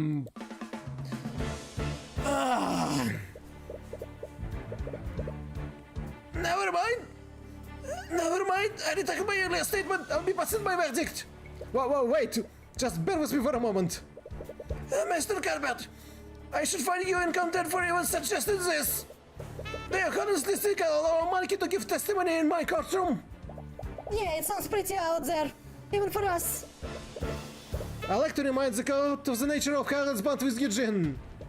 Eugene is a familiar, that means that Harold Harrelson can speak with him telepathically.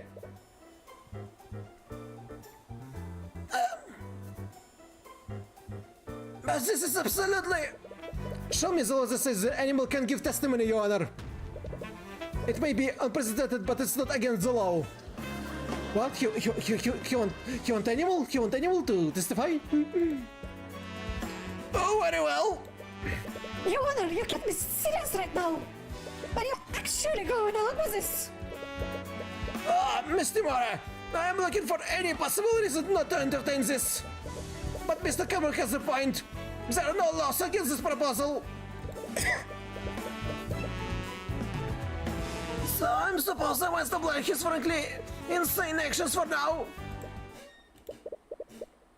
Well, I guess it doesn't matter. It's not as if this will reveal anything. I can't believe I'm saying this, but... Bailiff, please escort Lord Harrelson monkey to the stand.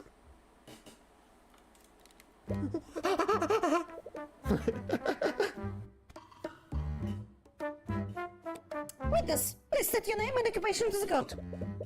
I could do... without the chasm, Mr. Mora.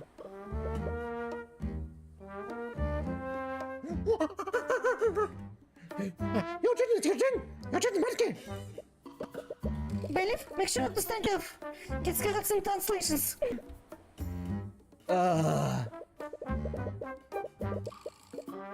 We can see armbands on him right now. He must be at his noble intelligence now. Also, how would he even wear them? Perhaps he held them in his hands? They only require physical contact after all.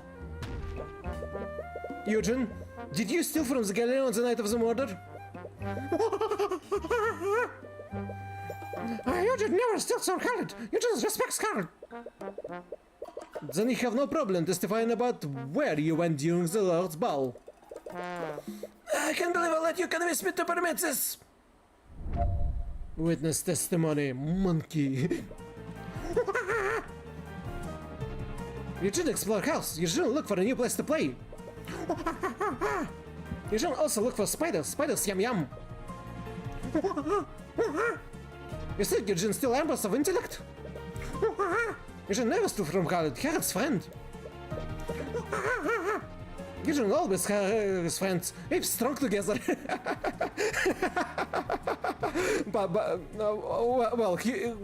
Okay, humans are essential evolved apes. Okay, strong together. Nice remark.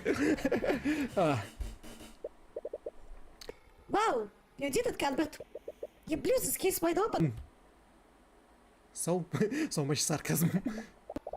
Is this really going to help us? Look, you just have to trust me on this. I trust you? The sentence sounds like it turned out into a question at the end. Cross-examination. Eugene explores, look for a new place to play. Also look for spiders, yum yum. You think Eugene still armors of intellect? Eugene never stole from Harrod's a friend. Eugene always have apes strong together. Okay, how about press? I was accused of anything, Eugene. Perhaps you accidentally unlocked the case and took them thinking they were some sort of toy. This could be all a honest mistake. Eugene, not a dumb. Eugene knows how important articles are to Harrod. Eugene never takes from him.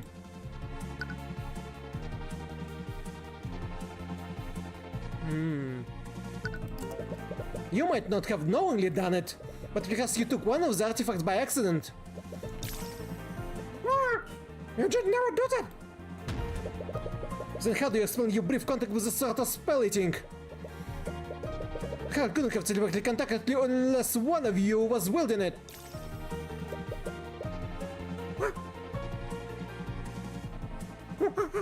Eugene doesn't understand question! Right, he won't understand how the sword works without his heightened intelligence. Unless...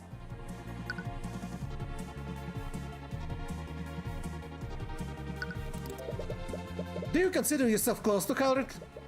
I would guess so. They literally have a magical connection with each other. Right, I suppose the bond between Mage and his family would require a lot of trust.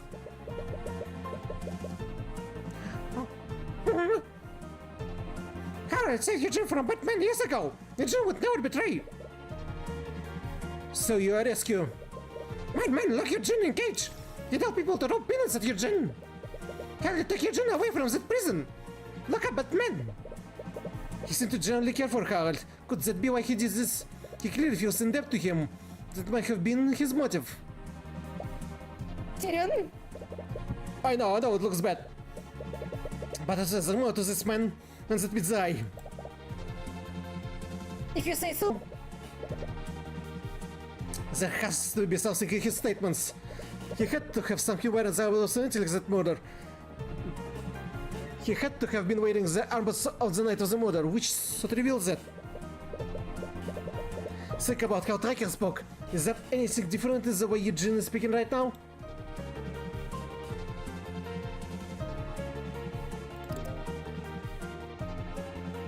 Maybe this one? Spiders yum yum? Do you enjoy eating spiders?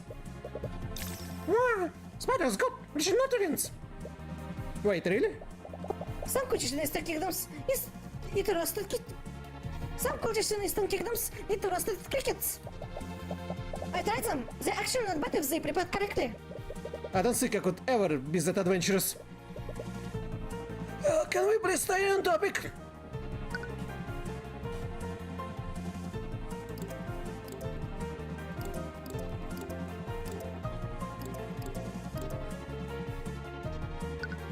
Objection!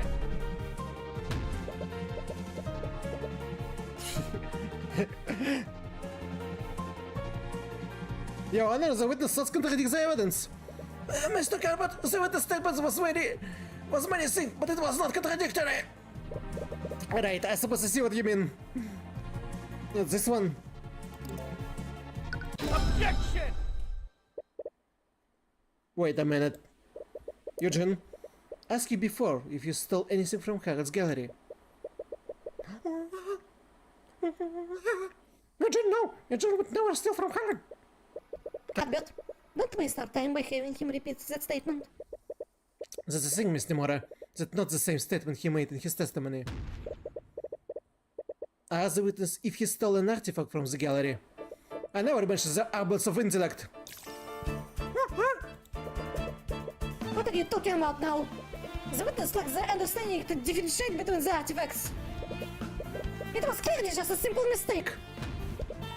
It's not just the fact that he named the wrong artifact, Mr. Mora. It's the fact that he used its actual name. I'm afraid I don't understand what you mean, Mr. Cuthbert.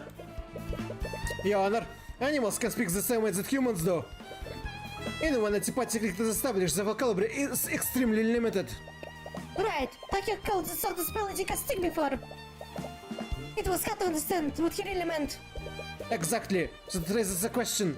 How did Eugene know they were called the arbors of the intellect? Wait, how did he know? The armors were stolen during the last ball, and the past was well-made replica. Where are the armors of intellect right now?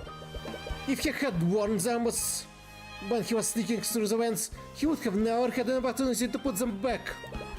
And the armors are still missing. Yeah. Eugene is wearing the armbands right now? It can be. Is he really? The armbands were designed to worn by humans, so Eugene couldn't wear them on his arms. So why would he wear them? You initially thought that he carried them in his hands, but there are far simpler explanation. Eugene, do you still maintain that you didn't steal the armors of intellect? Eugene told you already! Eugene never stole from her! Then I suppose you wouldn't mind taking off your hat. Animal glasses. Are you serious right now? You don't think he's wearing them right now, do you? It's the only thing that makes sense. The armors were taken on the night of the murder, and they are still missing. If Eugene did indeed steal the armors that night, he would have never had the opportunity to return them. He had no choice but to continue wearing them until the investigation was over.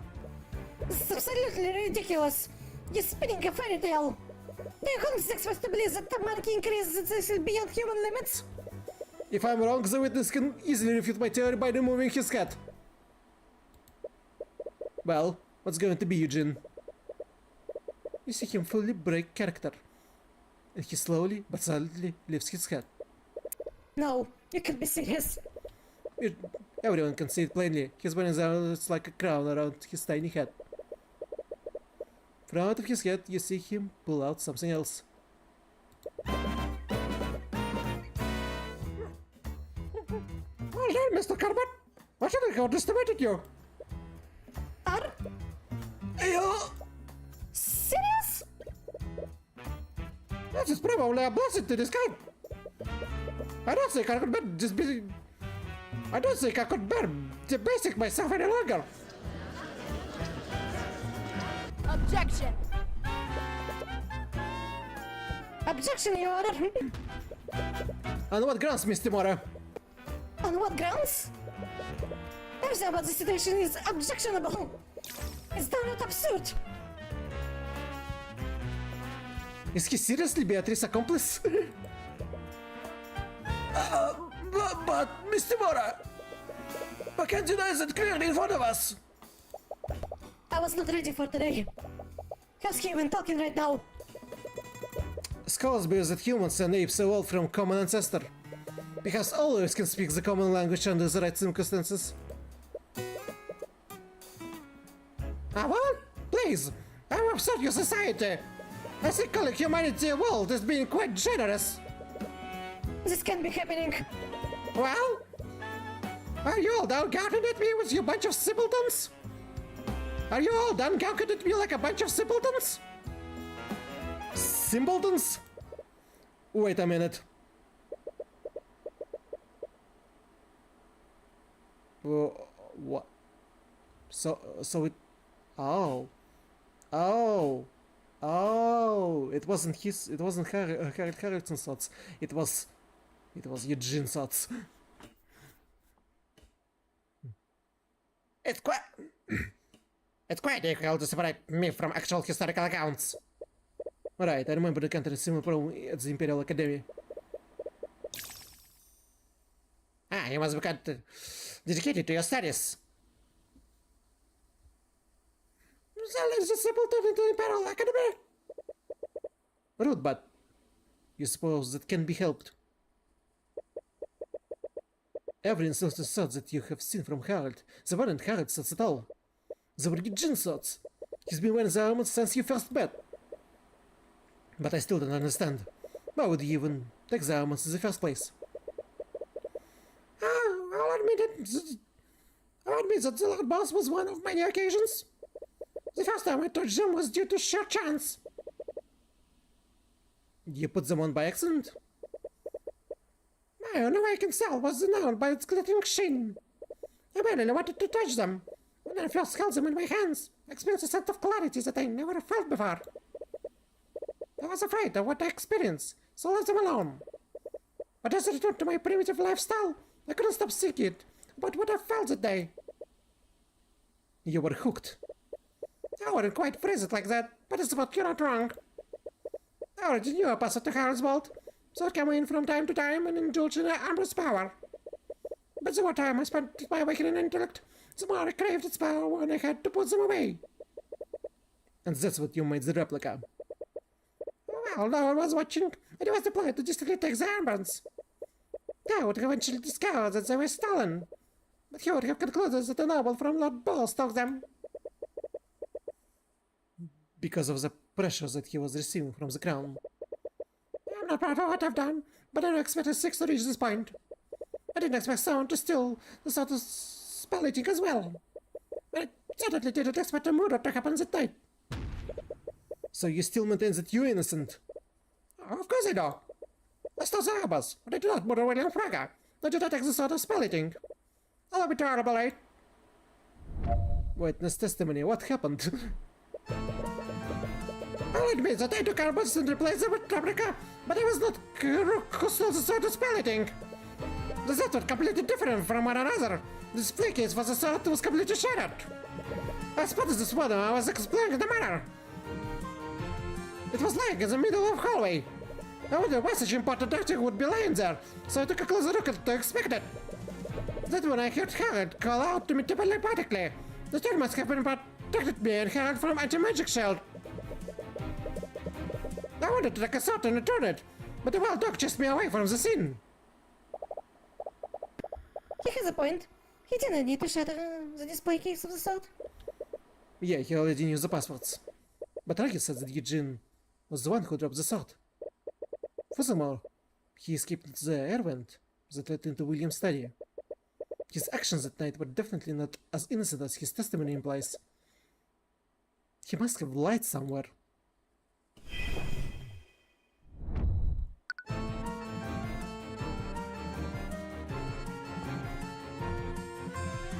If it wasn't him, then who it was?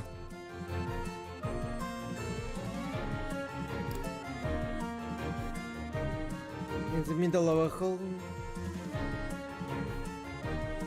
to inspect it. I wanted to take a certain return, but a wild dog chased me away from the scene.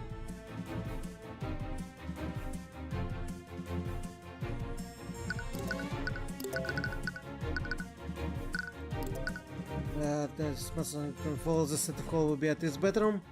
flying had come out of the northern air vent.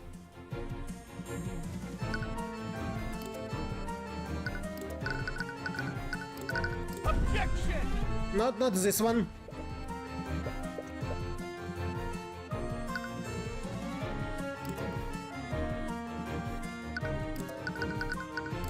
Objection!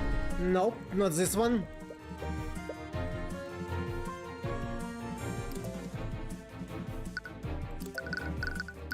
Objection! Nope.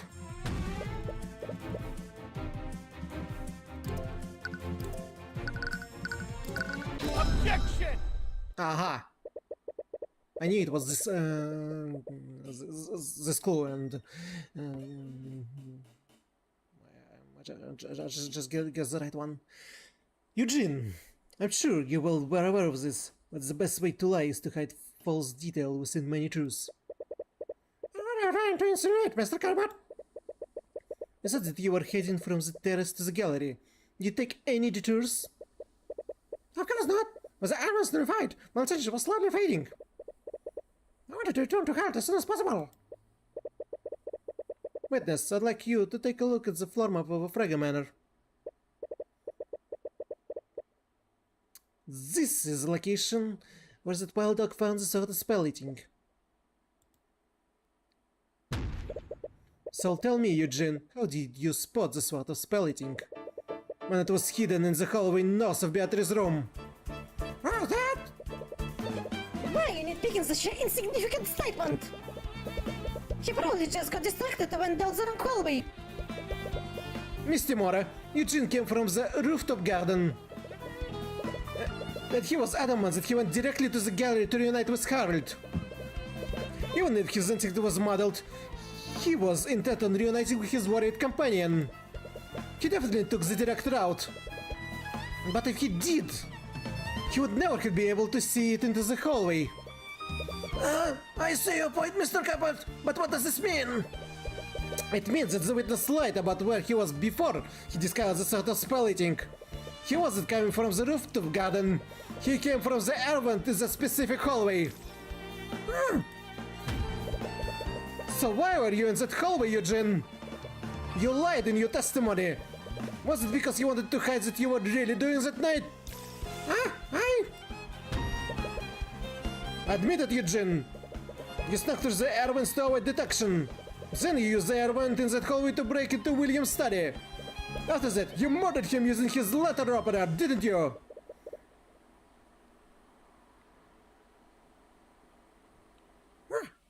That is not what I wanted to do. No, I didn't mean... He was in the room!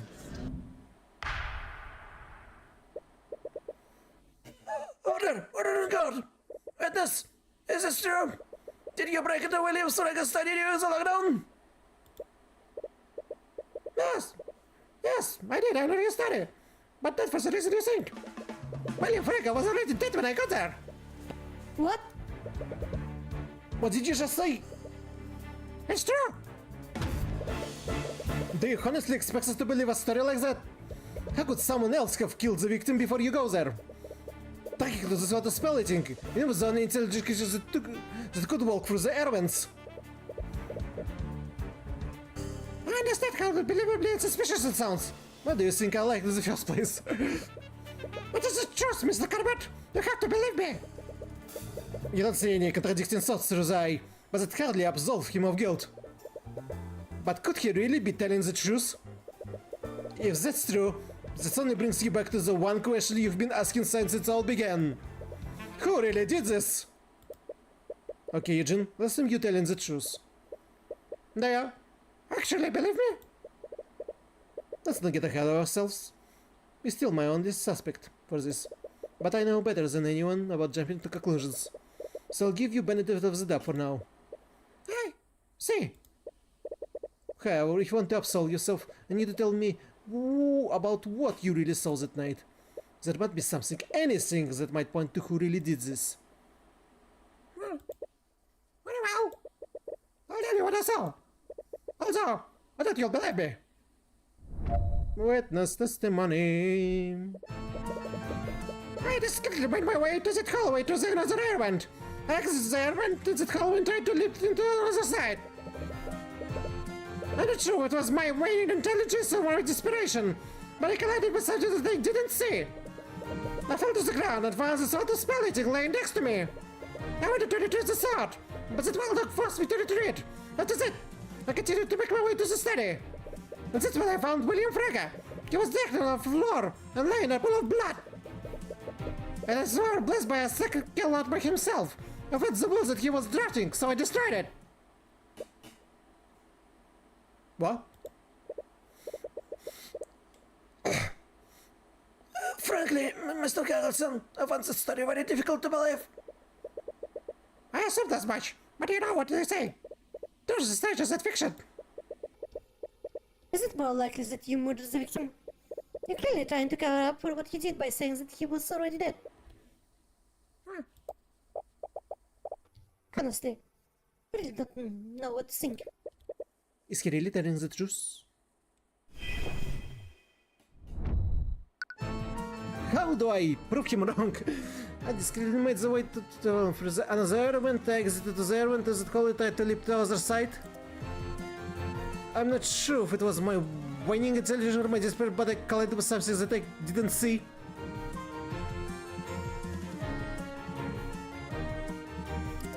I fell to the ground and found the sword spell laying next to me. I wanted to desist, but the wild dog forced me to retreat. After that, I continued to make my way to the study. And that's when I found William Frege. He was dead on the floor, lying in a pool of blood. And so, if I were blessed by Scanlord himself, I found the will that he was drafting, so I destroyed it.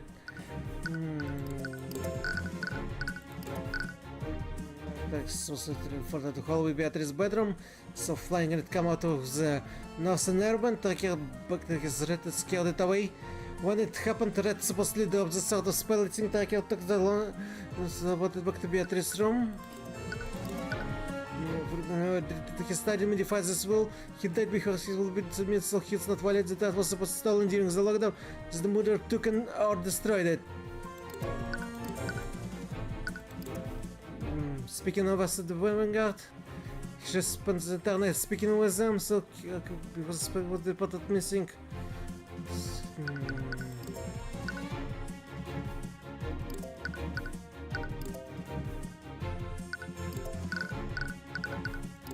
Objection! No.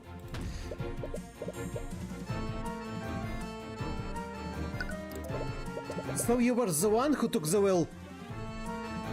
I've been trying to find it. What did it say? I was pressed for time, so I didn't read the entire document. But I found to his executor to defend the Hall of History. Then he went out of his way to specify that on a current copy. I concluded that his former will didn't have this addendum. So you could save Harald. So you could save Harald's museum by making sure it never got submitted for probate. Anyways, do you have the will with you? My apologies. I grabbed the will into the ball and ate it. Eisen left the room before my intelligence was completely gone. You were really happy to see if William followed through to his threat to disinherit Beatrice. He seems to be telling the truth this time. I agree, but we still need to be sure. We should carefully inspect and press each of his statements. Oh. But why were you there in the first place? It all began when William Frege got into argument with Harold. Zitker wanted to defend the prestigious Harald's Hall of History. A new man like William probably had many secrets. So it was the plan to break into his study and find substance that could be used to blackmail him.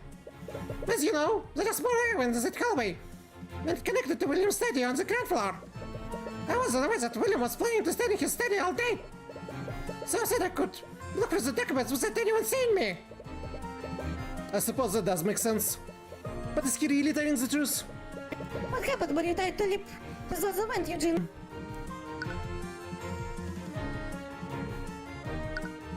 Collided with something that he didn't see.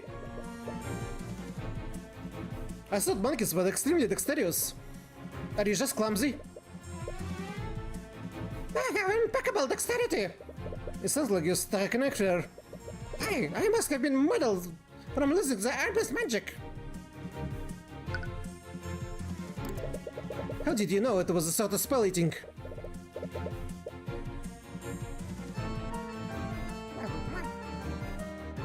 When I held it in my hands, I found my intelligence is gone. But also, I heard Carlos calling out to me telepathically.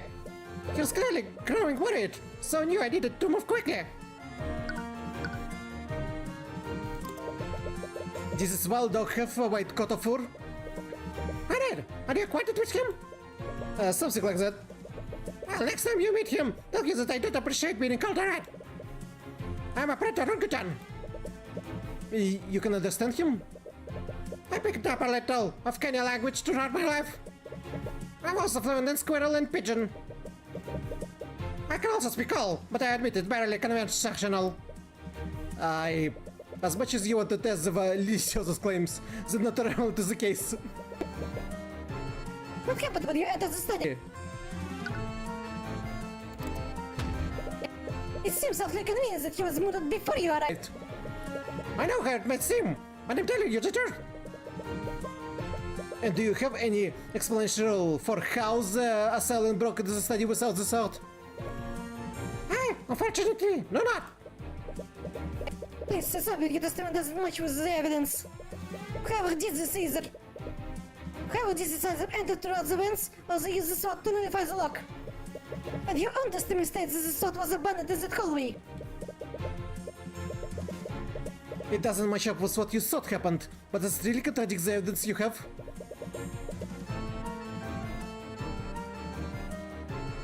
Anyways, what did you do when you discovered the body? I knew it was only a matter of time before someone discovered the body, so I quickly searched the room for something I could use. It's hard to believe, but you can't see any direct contradictions. Should you press him more? But what if he's telling the truth? If he just did do this, the next course of action is clear. Also, that still wouldn't explain how Beatrice fits into this. You recall something that Tracker said to you? Tracker, you said you had to smell to see where the rat was. And when he dropped his stick, you were finally able to see him. Does that mean you couldn't visibly see him before he fell down?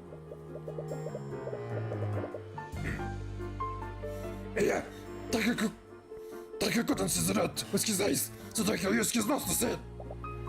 Eugene was invisible. Eugene, when you were carrying out your plan, did you turn yourself invisible somehow? No. I hardly had the means to. And even if I had somehow convinced Carl to cast a spell on me, he doesn't know how to cast invisibility. But if you mages do. Right.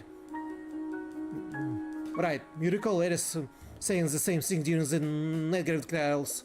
Only Master of Illusion Magic could do that. That's how you first thought Beatrice was involved. But if Eugene is truly innocent, did he turn someone else invisible? But if that's true, you're back right where you started again. No, think through this.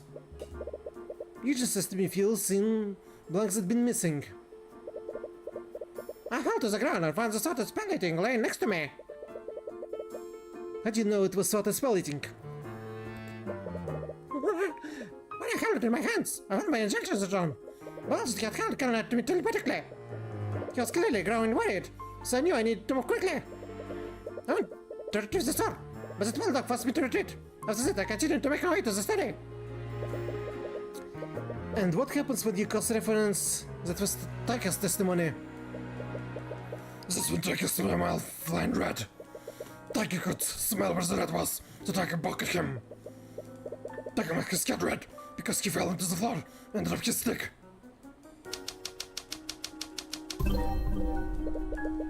How did sort of spell eating ended up in that hallway? Did he fall from the vent?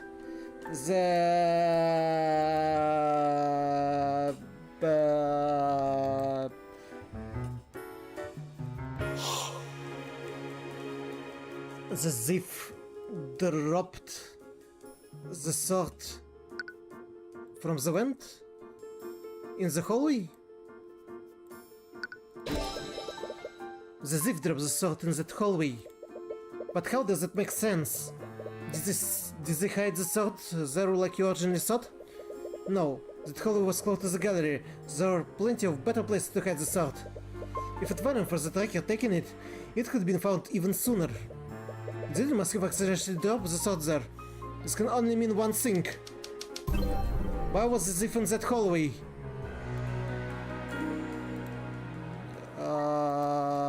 The thief was sneaking through the air vents?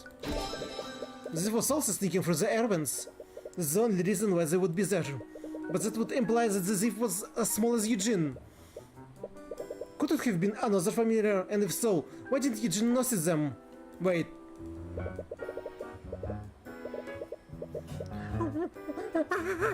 I'm not sure if it was my waning intelligence or my desperation, but I collided with something that I didn't see. He collided with something he didn't see. In other words, it was something that wasn't visible to him. And the master of illusion magic, but is the one of the few people at the ball that could cast invisibility. It is what never trust anyone enough to work together like this. But she's completely blind. Shouldn't have been much of a choice. Even so, she's not the type of person to trust her accomplice to stay quiet. She'll find a way to carry out the plan herself.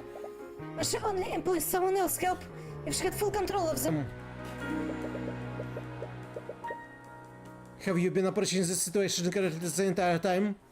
So you knew that Beatrice was involved somehow, but you just assumed that she was one part of a larger plot. The breaking of glass and casting of invisibility. These were the elements that you knew she was involved with, but it never really fit together. Not unless she was the one pulling the strings the entire time. There's only one way she could have been in control the entire time. What did Beatrice use to commit the murder?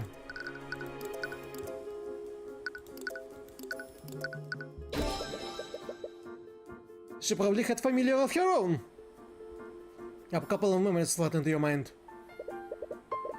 A familiar is a creature that a mage has formed a magical contract with. With that contract, our souls are bonded. I could speak with him telepathically. I could see through his eyes and cast my spells through him if I wanted to. Really? I never knew a spell like that existed. It's quite rare. Very few mages take the time to learn how to cast it. Hi, I'm Tyrion Cuthbert. I'm Miss Timora's ward. You extend your hand to shake hers. She has an aesthetic hair to her, so I hope you're not being too informal. Instead of taking your hand, she claps her hands together and takes a deep breath. But what? Ah, sorry, I didn't mean to do that.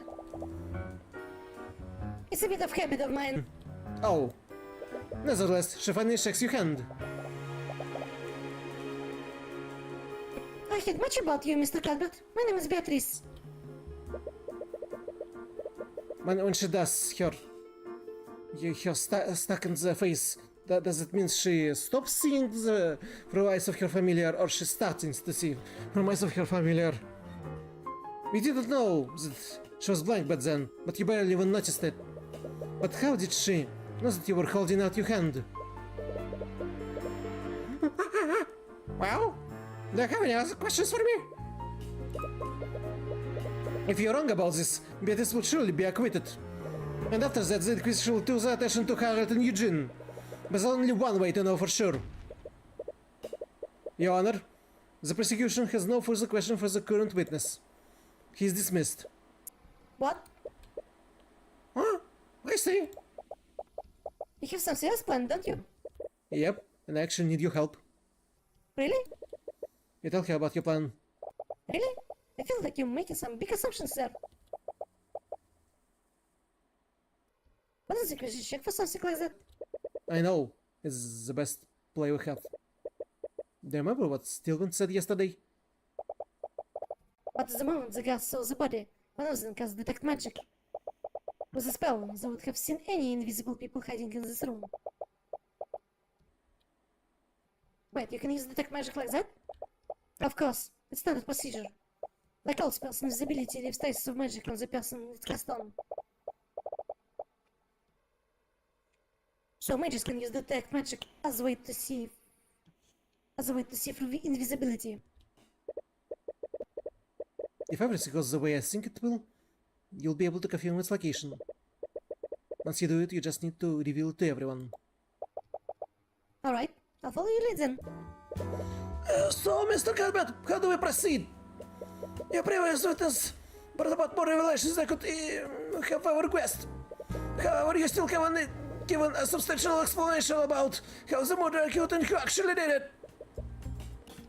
I understand that, Your Honor, but it will all make sense after I call my next witness. Another witness? I understand your hesitance, Your Honor, but evidence that we learned throughout this trial is finally coming together. And this final witness will tie it all together in a perfect knot. Your Honor, the procedure calls Beatrice Frege to the stand. What? What? Seriously, Cuthbert? You went to all the trouble just to end up calling my client to the stand? You and your client have the right to refuse, Mr. Mora. But I wonder how that will reflect on your client's character. It doesn't really matter. Surely you're standing here with Mr. Mora. Mr. Mora. You can carry out your plan regardless of what she decides to do. But it will have much more impact if you can bait her into lying on the stand. My client says that she's willing to testify. However, would like to propose a short recess. With the developments, I'm sure you can understand that we have much to discuss. I see no reason not to grant the defense request. Is it really okay? If we give this time to prep, they might realize what we're doing. I know, but I don't think we have anything to worry about. You've been building your physiological profile of Beatrice since this case began. It's hard to read her expression and emotions, even with eye, of course. She keeps her guarded and keeps her true intentions unknown. She's powerful, more powerful than her father ever cared to admit. Despite this, he tried to control her and put her inside a cage. But Beatrice Frege would never live in a cage. She wanted freedom and control, so she would do whatever it took to get it. You sure the accidents that blinded her didn't help things?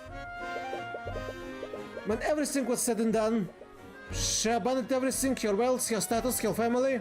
She could have waited, she could gritted her teeth until it was her turn to lead House Frege.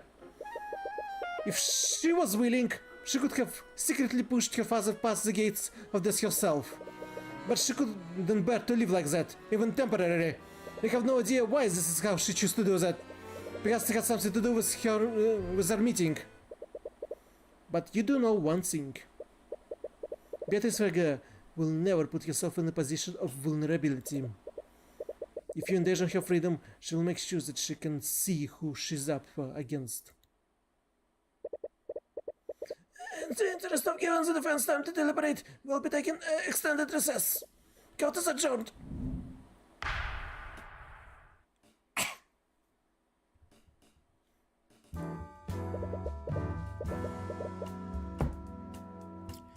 As you were exiting the courtroom, you sent Celeste to do some reconnaissance.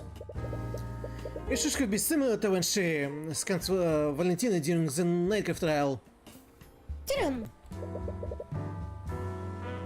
Celeste, were you able to see it? Yeah, it's definitely there. And it sits with her children most of the time. So she keeps it close to her. That's good to know. It was kind of weird though, but I never used detect magic like this before. Well, you doubt that someone like her would choose to a conventional animal, especially for something like this. Cuthbert? Mr. Mora? There's something I need to show you. Preferably alone. Celeste gives you a concerned look, but you're not to show her it's okay. She moves to sit on the bench, where she can keep an eye on Beatrice. Okay, let's away.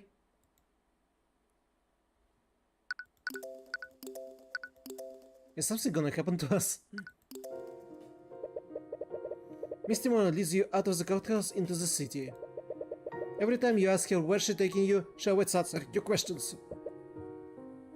Alright, we're here. You're at an empty alley in a frankly seedier part of the city. As Mr. Mora approaches one of the derelict buildings, she met with a large burly man who's guarding the back door. The man silently acknowledges her and steps aside to let her in. Mr. Mora, where are we going? I'm sorry about this. I'm sure you're confused. But at least ask me, I'll explain everything. Before you have a chance to ask for more information, she moves into the building. The man guarding the door looks at you. Expectantly. The entire situation doesn't sit right with you, but you still continue to follow her. Despite your recent disagreements, you know that you can trust her. As you head further into the building, you find yourself in a surprisingly well-furnished room. From how it looked on the outside, you had never guessed that it would look like this. It almost looks like a room that you encounter in the Frege Manor. As you enter the room, you spot several mercenaries standing at various points in the room. Not surprisingly, you see Ares standing at the end of the room. You give her a confused look, but she simply smiles and waves at you. Sitting at the desk next to you see a man with an eye patch. Not like he's been expecting you. I forgot what his words were. Ah, Timora. Upon seeing you two, he cordially welcomes Miss Timora before turning his attention to you. And you must be Tyrion. Timora has told me a lot about you. I see. But who are you? Ah, I've been called many names over the years, but my favorite has been the Eye Taker. Occupation, boss, name Eye Taker. The Eye Taker. From the sounds of it, you already heard of me. Miss Timora, what is this? My daughter Ares has told me all about your work prosecuting this case. She's his daughter? But I have to say, I'm quite impressed. Getting a monkey to testify, I don't think I could even pull off a grift like that. Yeah, pretty much blown past my expectation. Why I get to the point. As soon as you interrupt, you feel every person's room tense up. You don't even need the night to know that your interaction puts them on edge. Relax, everyone. Kids will be kids. I'm a father myself, you know. Anyways, I'll get straight to the point. I have a certain interest in the outcome of this trial. What are you talking about? Little Lady Frege has been a client of ours for a long time. I've done quite a lot of favors for her, and the time has finally come for me to collect. Those debts that still weren't mentioned. They all belong to me. But there's no need to worry. I know she's good for it. That is, if she can inherit House Frege. What? Tamara's good attorney, even without my help. If she's convinced, she could easily reduce her sentence by rubbing the right hands.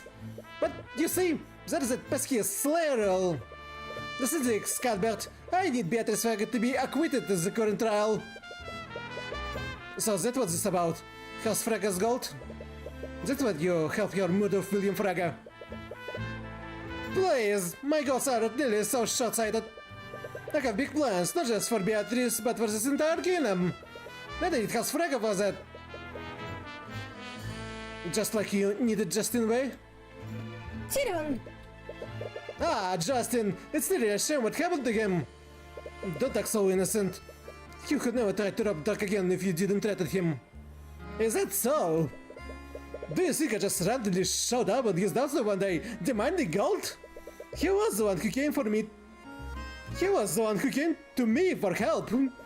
I just told him to pay back what he owed. If he hadn't come to me, it would have been some other criminal. But that's beside the point. I know about what I wanted from Justin. Let's talk about what I want from you. You want me to throw the case? Ah, I love this kid. I don't have to beat around the bush with this one. No one will doubt you, especially considering the amount of work you put into this already. You don't need to do anything. Just take a dive. And let someone else take the fall. No matter what happens, Scott will blame someone for this. If it makes you feel better, I'm gonna say tomorrow to defend the old man and his monkey. That way everyone can come out of this unarmed. Everyone wins. except for the fact that the murderer will be put in charge of House Frege. Ah, please! That any worse than the people in charge of the noble houses. If you recall, there's already a murderer in charge of House von Sanctus. They're all dirty, you've seen it, haven't you? They rig the system, they pay, threaten, or even kill people to get their way. Well, then this level is the playing field. Tyrion, please, just listen to him. Can we just go along with this? I told you along at there were certain parts of my job that I couldn't tell you about. Well, this is it. This is what we need to do to beat them. Those rumors about you, they're all true, aren't they? Forgery, bribery, blackmail. You're guilty of each and every one of them. And you use him to do it. Also, you could keep winning. You blackmailed Miriam, Mr. Mora. Oh, as we should show any pity for that spoiled princess. And that was just entered your mind. Stillwind. She was attacked the day before. She was attacked the day after Beatrice was arrested. Was it? I didn't know that's what they were playing. Despite my confidence in Timora's skills, I'm afraid there was too much riding on this to leave to chance. You got to make your own luck if you want to beat the system. How could you? She almost died. Oh, I never expected her to strain her injuries like that. And we definitely didn't expect you to take her place. So believe me when I say that I'm being uncharacteristically reasonable right now. How? How could you even consider working with someone like him? I don't think it's a little arrogant to judge her, Cuthbert. What? You talk about defending people as if you two are even close to being equals. But she doesn't have the luxury of looking into people's minds now, does she? You talking about that, of course? The future of magic is changing, kid. Like I said before, I have big plans for this kingdom. I also have big plans for you. Do you think I would ever... Tyrion, stop! To be honest, I hate it as much as you do. But whether you like it or not, we need their help. But this is... Think about every client you defended. Think of Celeste. If you didn't have I, of course, what would have happened to her? If even one sick went differently, Peace would have gotten away and Celeste would have been executed. You're taking chances that followed your instincts, and that worked for you so far. But what if it's not enough? What if the system is too corrupt for you to fight against next time? With the Eye-Taker's help, you'll never have to worry about it again. If I had accepted his help sooner, I could have saved your mother. So what's going to make it?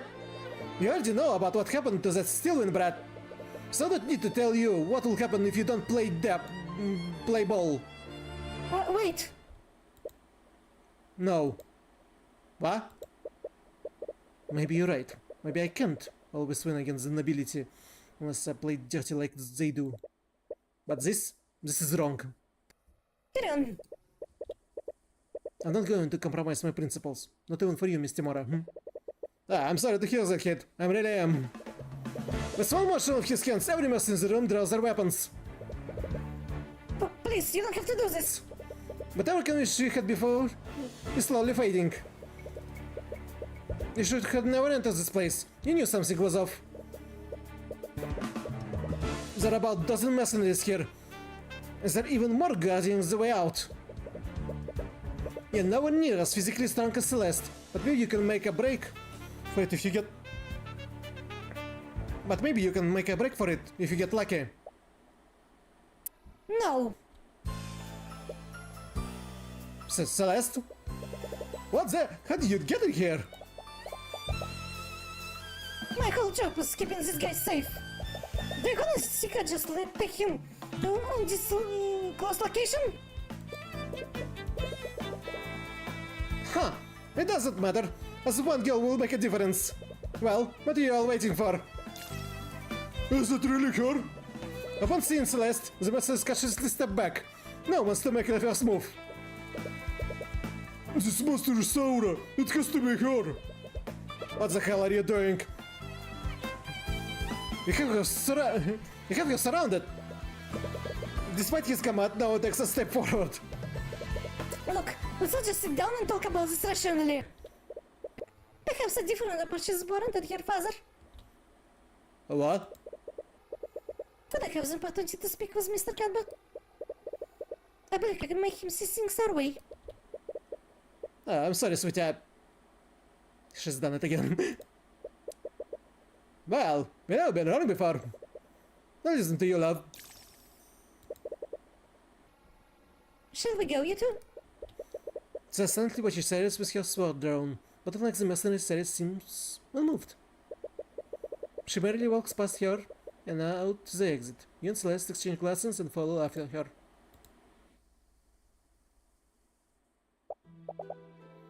That was close. I don't think I could have fought that whole room while protecting you. Does it mean that she could have fought them if she were alone? You two are really gorgeous to a fault, aren't you? Ares, I appreciate you vouching for us, but I'm not changing my mind about this. Oh, I'm well aware of that. Why do you think I intervened?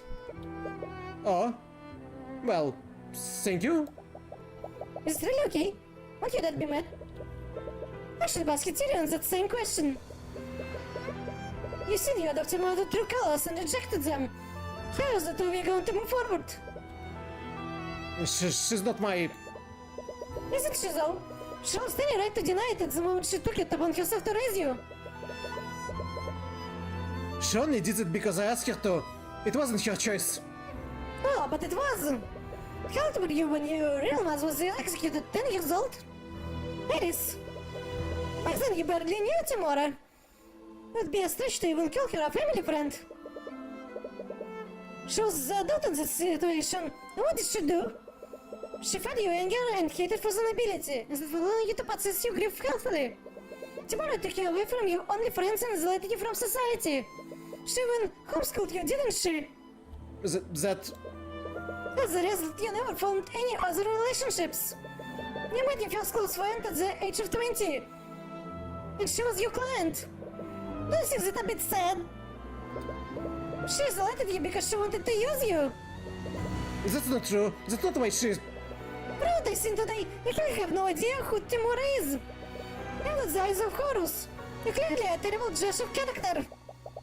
Ares, you're going way too far. To save you from more attack, let me give you one last piece of advice. Ares leans really close to you and begins to whisper into your ear. Do you honestly think Celeste will ever love you? What? What? I'm sure you understand now. Timora can only afford to pay her exorbitant salary because of my father. You already burned that bridge. So where do you think the Crimson Demon will go when you can't afford her services anymore? No, she's not... Let's find her dead. She has to worry about your mother. They said she has the luxury of playing around with you for free. But did you actually think she enjoys spending time with you? Tyrion, you have to look at this rationally. Any support or affections that she's given you has only been to keep you on as an employer. You seem to know a lot about these things. I had to do a lot of networking when I was a mercenary. You don't know how many times I had to charm a merchant into hiring me? But why are you doing this?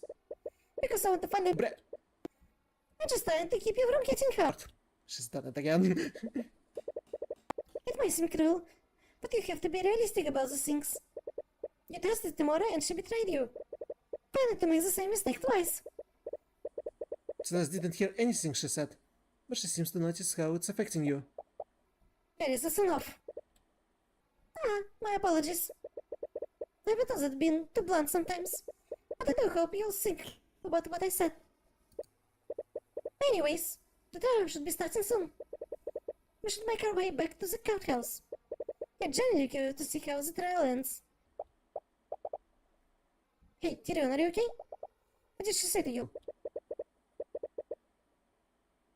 She reaches for your hand, but you instinctively yank it away from hers. Tyrion? Sorry, I didn't mean to. I'm okay, really. Okay. Is he mad at me? You can think about everything else later. But for now, you know what you need to do. You need to convict Beatrice Fraga. And we're back at the courthouse yet again!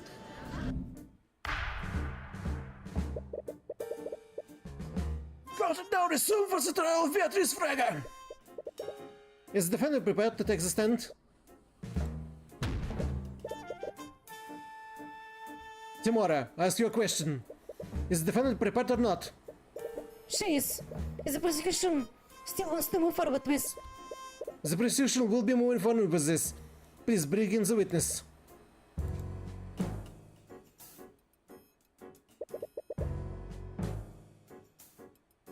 Do you still see it, Celeste? Yeah, it's still there. Should I reveal it now? No, let's still make a point of it. Wait for a signal. Thank you for agreeing to take a stand, Miss Fraga. Mr. Cuthbert?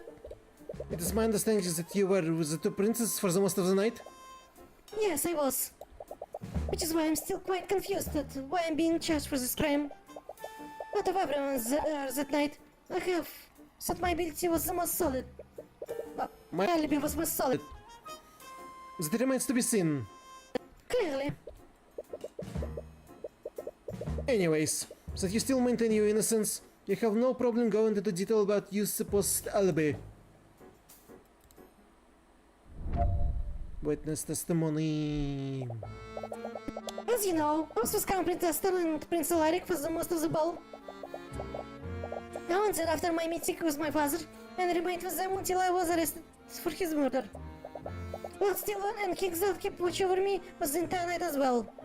I just had the means now the opportunity to steal this sword of spelling and make it on my study to murder him. Objection!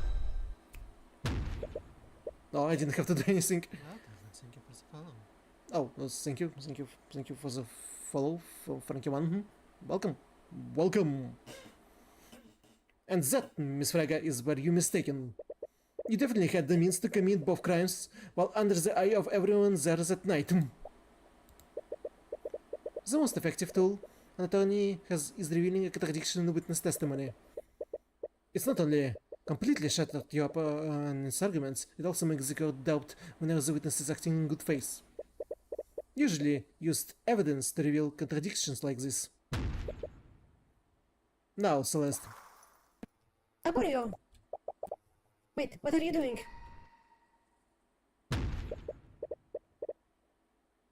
Your Honor, the witness testimony is clearly...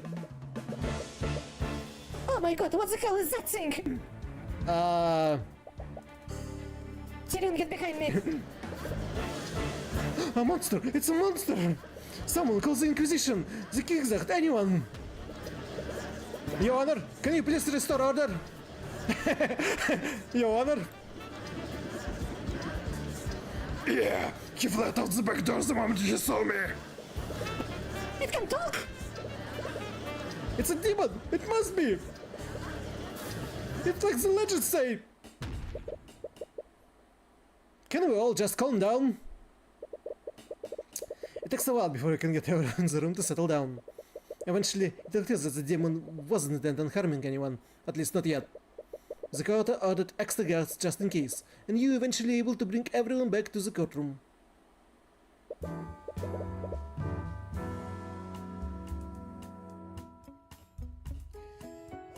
Mr. Cuthbert, what's the meaning of this? Sorry, I didn't know it was Actually, what are you? Are you a demon? Why, yes, I am the demon. Demons actually exist! I thought they were already.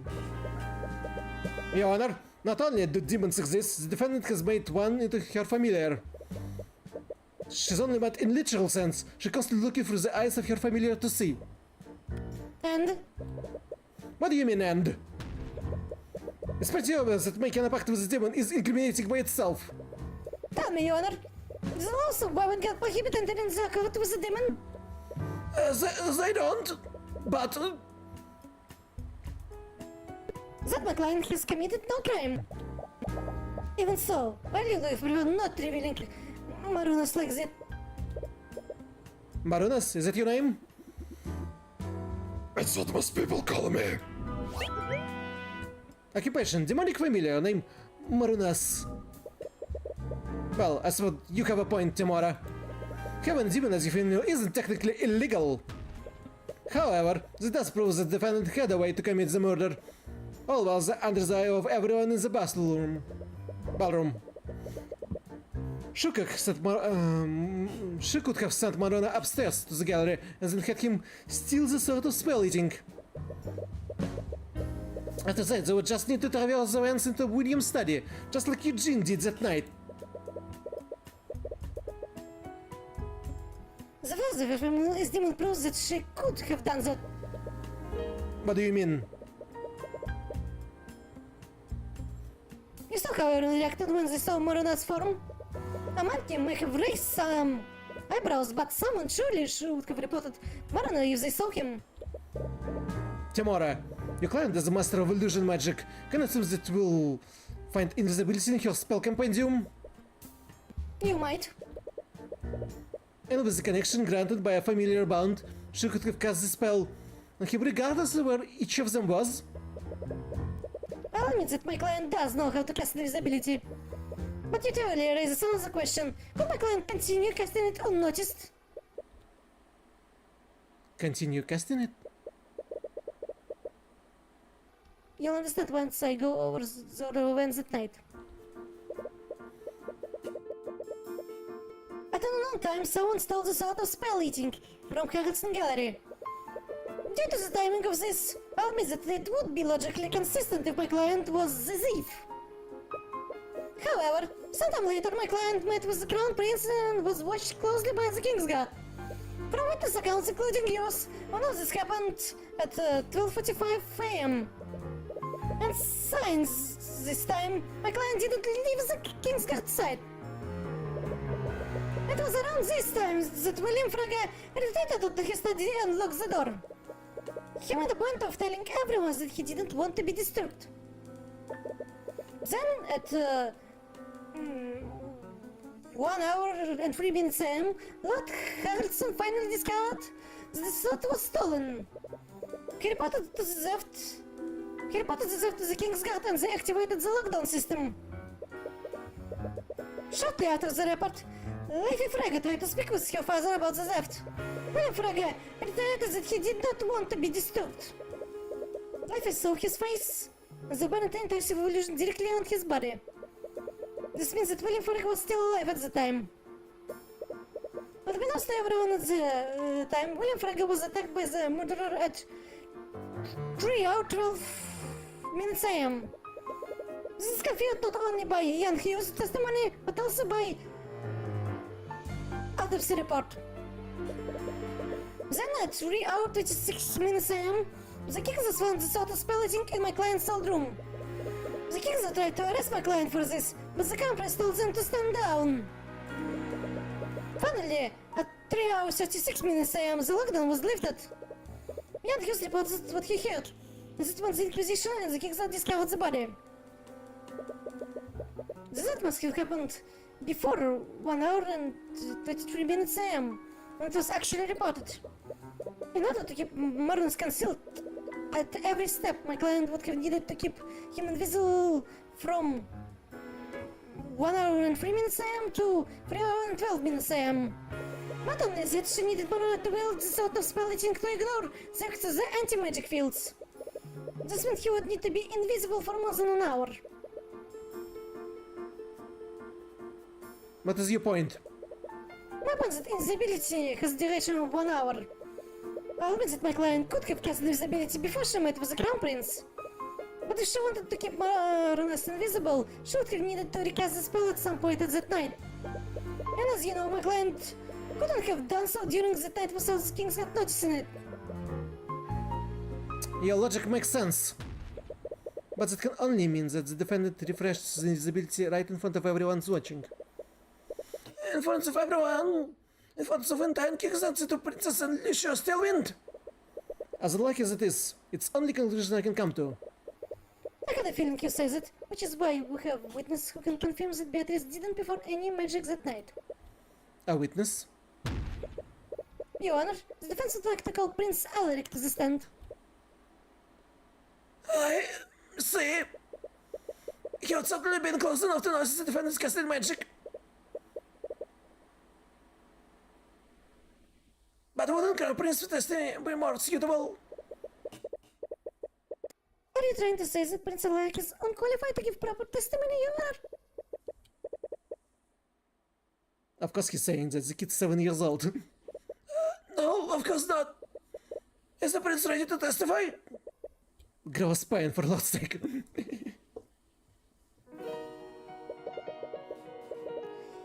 Thank you for coming, Prince Alaric. Could you please... Hold your tongue, knave! I will speak when you've been spoken to. Oh god, he's not exactly like Miriam when I first met her. Honestly, he beats exactly how you expect a prince of the Serata Kingdom to act. Asta's the odd one out in this situation. It makes you wonder what made him so down to earth.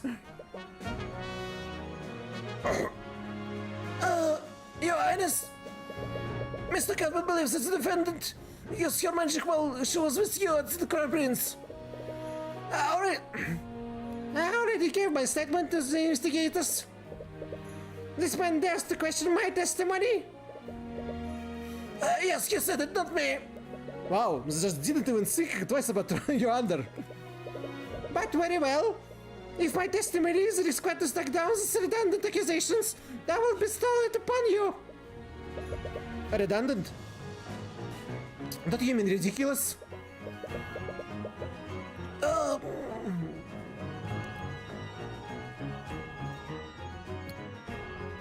Mr. Cuthbert, do not dare to suppose that His Highness really means. His boots must be shining for all that leaking you're doing. What was that? Nothing. Witness testimony. You see Lady Fragga cast magic right in front of me. Don't be a serf. She was under the careful watch of Kingzad, my brother, and Lord Stillman. She can watch the whole night, and I didn't see her cast any magic. She's been through so much over the last few years, not because of her horrid father. To know do something like this, you and Lady Susan are just jealous. He seemed really convinced that he didn't see anything. It wasn't he intentionally lying. Celeste, usually when you cast detect magic, you can see magical energies overlaying your eyes. Yes, that always a visible magical effect on the target when I cast a spell. But Marina was probably in another room. The king wouldn't see initial magic effect of invisibility. Even better. Even if there wasn't a visible effect in the room, she would have still needed to say the incantation or perform the gesture with your hands. Right, like how you shout Repair Your Arcanum every time you scan the crime scene. I don't shout it.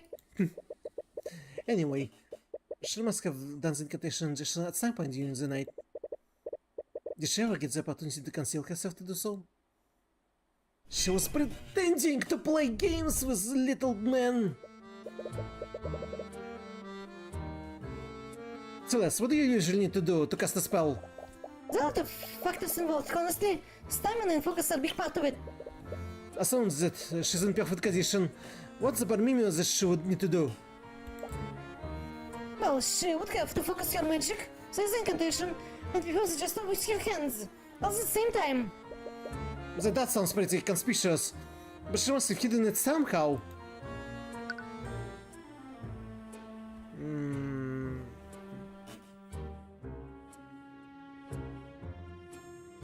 I do think so.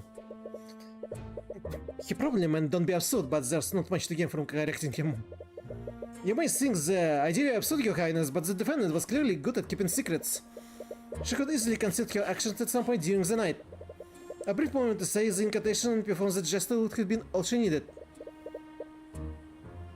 But I wasn't the only one watching her!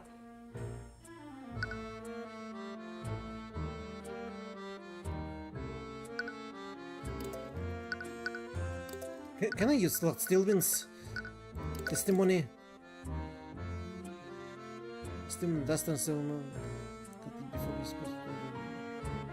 She spent the entire night speaking with them. She was also cutted before sort of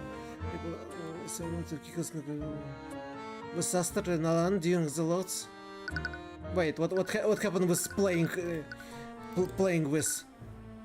Bit flying comrade supposedly before submitted to the likely loss but protected by layers over Harrelson. But of intelligence connected them harmful magical effects, blood coated with Bashan demon for a gold room, inheritance. It is sorry to know William Fraggle Lloyd once sucked a spot of diplomatic warehouse Frega, which did inherit the marriage that a lot of Sactos. His meeting with Frega related to his study, refused to speak. That bit frequently complaining about the sound of rats, methods of entry, testimony.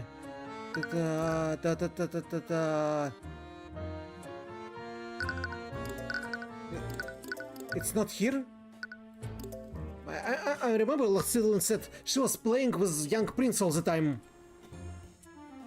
But it's not in clues.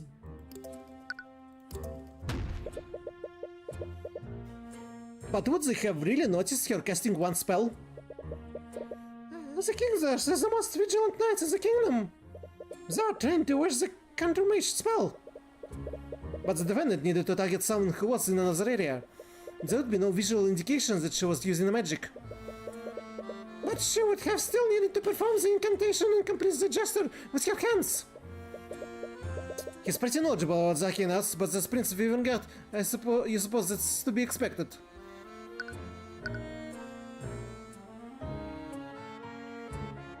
We conversed for the whole night and I didn't see her cast any magic. If I recall correctly, you and your brother were with her until she was arrested for the murder. What did you speak about?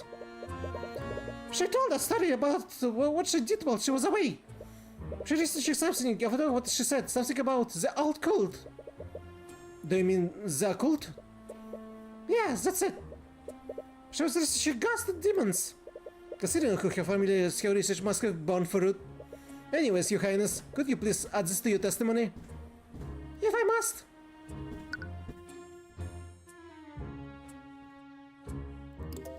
She told me my brother occult or fascinating phenomenon. I didn't see her cast any magic.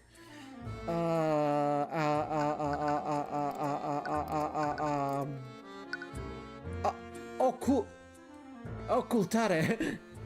Club of hands together. Objection! To cast a spell, mage needs to speak an incantation, but there's nothing that says you can't say anything before or after it. Your Highness, according to your testimony, the defendant told you that the occult are fascinating phenomena. Is it exactly what she said, word for word? Yeah, the stories she told us were quite interesting. They really stuck a chord with me. I see. Well, even if they were interesting, your testimony proves that she did cast the invisibility spells at night. Are you deaf? I already told you. No one heard you say any incantations. Nor did she hear perform any gestures. Unfortunately, your testimony proves the contrary. Beatrice Frege said the incantation and before the gesture right in front of you. All of a sudden, you won't even notice it. What? Your Highness, there are two companies required to cast invisibility. First, the caster must speak the incantation Occultare and clap both of their hands together. As I'm sure you notice, the defendant has a habit of clapping both of her hands to calm herself. Now that I think about it, that heaven must have come from constantly casting the spell. The defendant requests more than us to see, so she must constantly cast invisibility to keep him invisible. Cuthbert, do you have an explanation for how she hit the jester? But she would still need to speak the incantation. But she did speak the incantation, and the witness testimony proves it. What are you talking about? I never said she spoke any incantation. Your Highness, the incantation for the invisibility is occultare. Now, recall what the prince said in his testimony. She said the occult are fascinating phenomena. The pronunciation of that one phrase is identical to the incantation.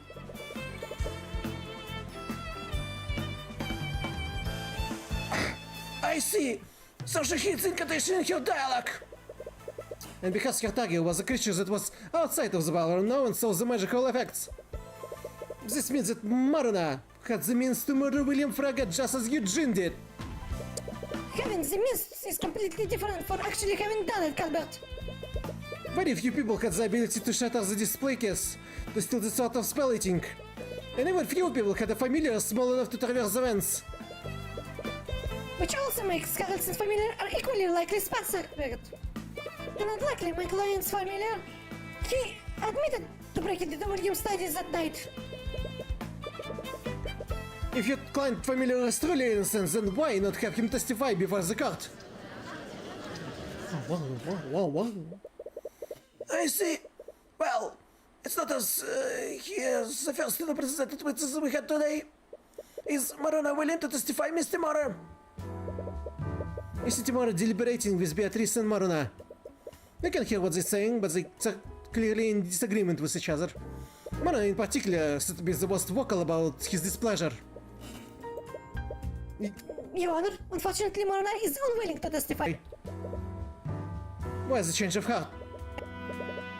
My client's familiar may be a demon, but he afforded the same rights as any other person.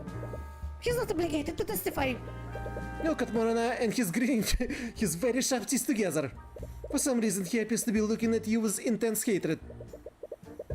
Why has he been so secretive all of a sudden anyway? A witness can refuse to testify to avoid incriminating themselves, but a refusal to testify is suspicious in on itself. Timora had no issues with Beatrice taking the stand earlier, so she changed her tune when it comes to Maruna. And despite what she said, Maruna seems like he disagrees with her decision the most. Is it possible that he is the weakest link of the three of them?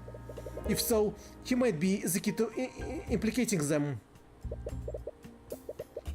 And according to the legends, demons take a great pride in their ability to deceive and corrupt people. You wonder. I see. Maruna is well within his right to refuse. Is that what he truly wants? It is. Well, I suppose it's for the best. Let he be able to corroborate his story at all.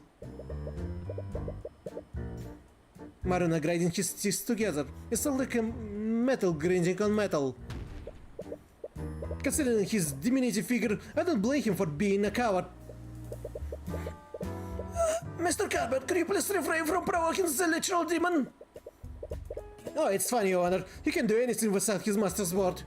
And between him and the defendant, it's clear that Beatrice is the brains of the operation. You shut your filthy celestial mouths.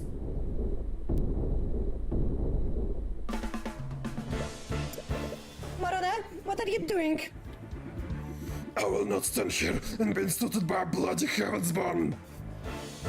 Heavensborn? I am still within my contract, and I will not flee from the likes of him. You want my testimony? I'll give you my goddamn testimony. Objection. Your Honor, my client does not consent to having her familiar testify. Timora, did you say earlier that Maruna is afforded the same rights as any other person? He has a right to refuse to testify, but only if he can decide if he wants to exercise it.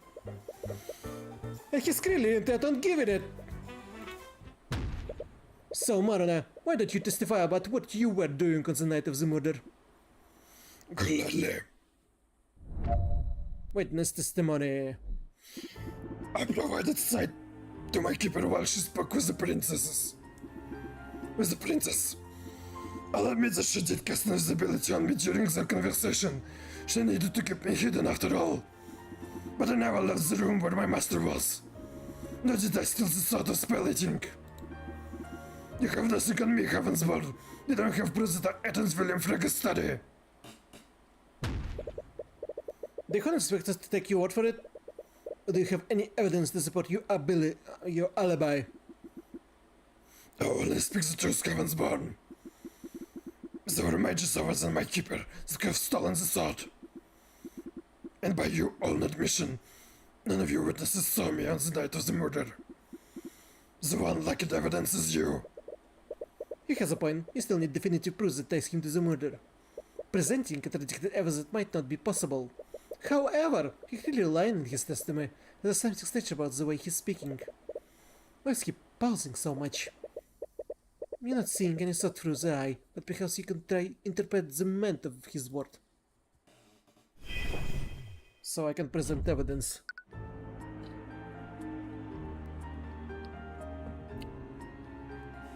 I provided the saint. Admit she did cast invisibility on me. She needed to keep me hidden after all. But I never left the room where my master was. Nor did I steal the sword of spell eating. I have nothing that will have proved that I entered William Fraga's study. Objection! Oh, not this one.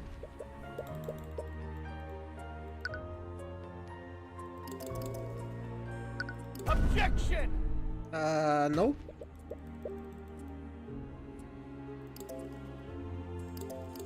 Objection! He keeps taking pauses before certain statements, but not all of them. And more importantly, his word choice was different at the time. Did he slip up? Morona, it looks like you bespoke and used the wrong word. What? The most of your testimony you referred to Beatrice Frege as your keeper. But you referred to her as your master during one statement. Why is that? For the first time, he doesn't have a response. So I'll ask you again. Did you leave the ballroom that night? I didn't leave the room where my master was. He uses the word master again, even though you pointed it out. Why isn't he correcting it? Does it mean he's intentionally using that term? If so, why? Why is Mona using the term master? There has to be a reason why.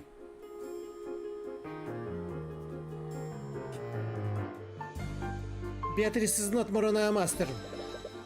Okay, if you take his word at face value, the master he's referring to isn't Beatrice. And if Beatrice isn't his master, then his statement, "and I will let the room where my master was," would technically be true. But why even bother making the distinction? He has no moral hang-ups about committing murder. He could have just lied. Why wouldn't Morona simply lie? Demons apparently pride themselves on tricking and corrupting humans, so why wouldn't he just lie in his testimony? Demons are not able to lie? No. It can be. Demons are clearly different from humans, but they seriously have a limitation like that? It would explain why Timora and Beatrice were so opposed to having him testify. There's only one way to know for sure. Witness, can you repeat the following statement for me? Tyrion Cuthbert hair is green.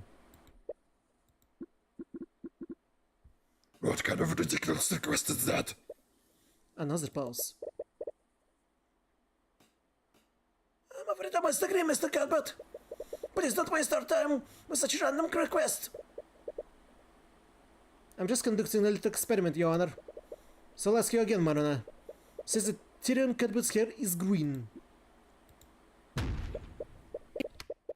Your Honor, Cuthbert is clearly making trivial requests to steal for time. His request is not worth a response from the witness. That's not what I'm doing, Timora, and I think you know that. Morona, but you really don't know much about demons aside from the stories told in the myths. But is it possible that demons are physically unable to lie? Damn it! I'm sorry, Mr. Cabot, but this seems quite ridiculous. Why wouldn't the witness be capable of lying? I genuinely don't know, Your Honor, but his testimony speaks for itself. He can easily refute it by granting my request. Say, Tyrion Cuthbert hair is green, witness. You said it yourself. Tyrion Cuthbert hair is green. That is not what I asked for, witness. Repeat the pattern I told you, word for word. Nothing after or before it. Objection! Your Honor, the prosecution argument is absurd. The witness is not obligated to justify such outrageous request. I might be compelled to agree with you, Mr. Mora. If the witness wasn't clearly awaiting fulfilling that request. Well, while waiting, Maruna, you can easily prove by repeating my statement plainly. You filthy godsborn! Say it, Maruna. Tyrion Cuthbert! Tyrion Cuthbert Scares! Tyrion Cuthbert Scares! Blonde! Well, technically, it is a dirty blonde. Oh, shut up! Is Mr. Cuthbert correct, Marunas? Are you actually unable to lie? I think his silence speaks for itself, Your Honor. Remarkable!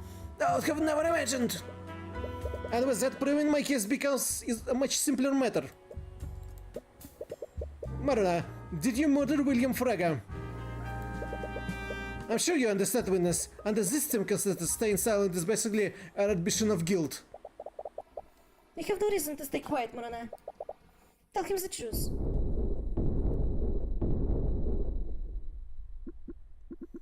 Lady Beatrice, what are you?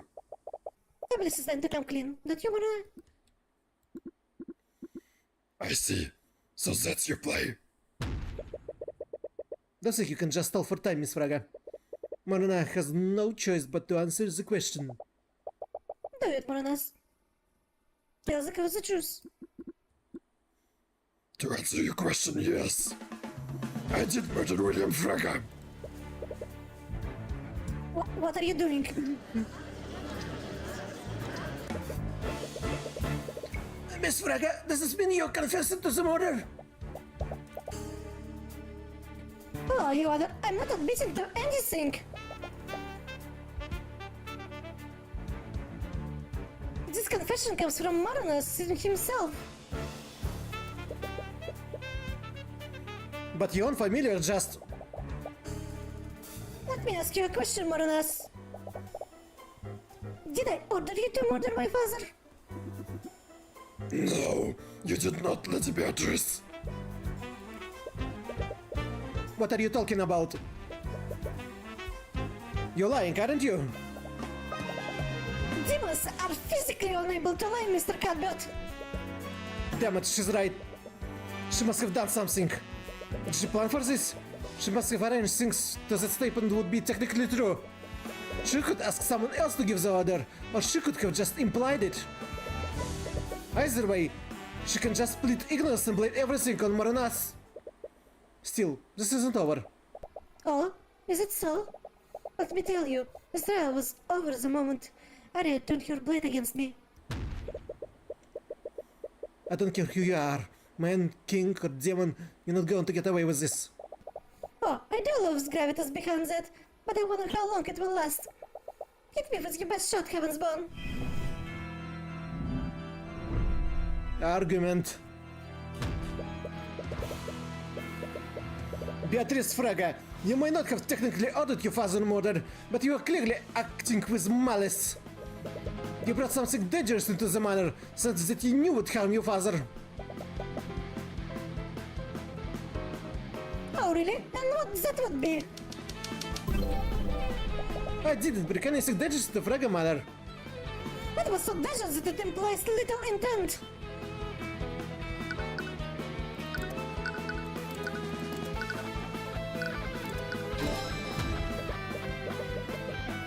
You brought Baroness into Fraga manor that night. You were clearly planning to murder your father from the start. Ha! I require Marunas to see! That does not imply little intent. But you brought a demon into that house, and I read that your father was killed. That's hardly an innocent mistake. My client specifically asked her father if amulets were allowed. We've received the original legal confirmation beforehand. But he couldn't have possibly expected her to bring a demon. He didn't specify not to do this. He didn't specify not to do this. The presence of Marinus did not break any of his rules, nor any laws made by the kingdom. But yeah, Timora, I can hardly be blamed if my familiar acts without my knowledge. How can you be blameless in Marinus' actions? He's your familiar. But it seems I shouldn't will also blame Lord Harrison for the action of his pet monkey. If I recall, he broke into the study, tapped the crime scene, and then left my father's body without reporting it. That's Marinus and Eugene are intelligent and sentient creatures. They have their own autonomy. They keep us legally responsible for their actions. Damn it, she's playing devil's advocate. But I suppose it's fitting for her. But you still cast invisibility to keep her hidden for that night. Mr. Cabot, I will cast invisibility on Marina. No, I can't very well let people see him. Face it, Mr. Cabot, you have nothing on me.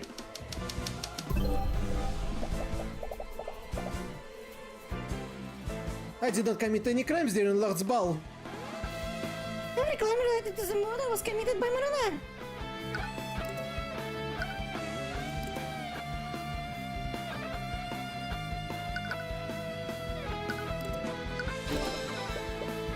Beatrice, Marina required you magic to break the ward guarding the sort of spell eating. You may be able to explain why you cast invisibility that night, but you can't explain why you cast a evocation spell powerful enough to shatter the display case. Oh, that! I almost forgotten. I plead guilty. But what? There's a chest of guns there, Damon. I ordered Marina to help me steal the artifact so I could sell it on the black market. I would have never imagined that he used it to murder my father. Right, it doesn't matter if she found guilty of stealing the sword. The Slayer rule only takes effect if she found to be responsible for your father's death. Damn it, is there seriously nothing you can do?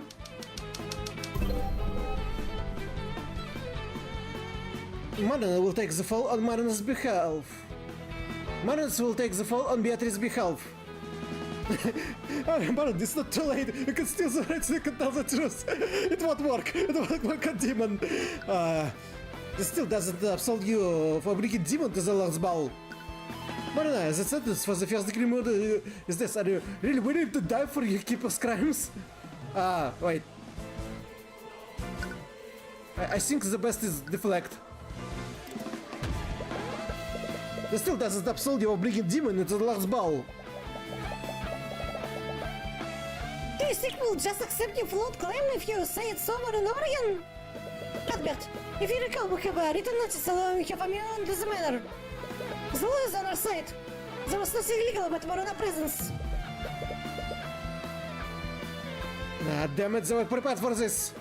The document puts the burden of proof on you.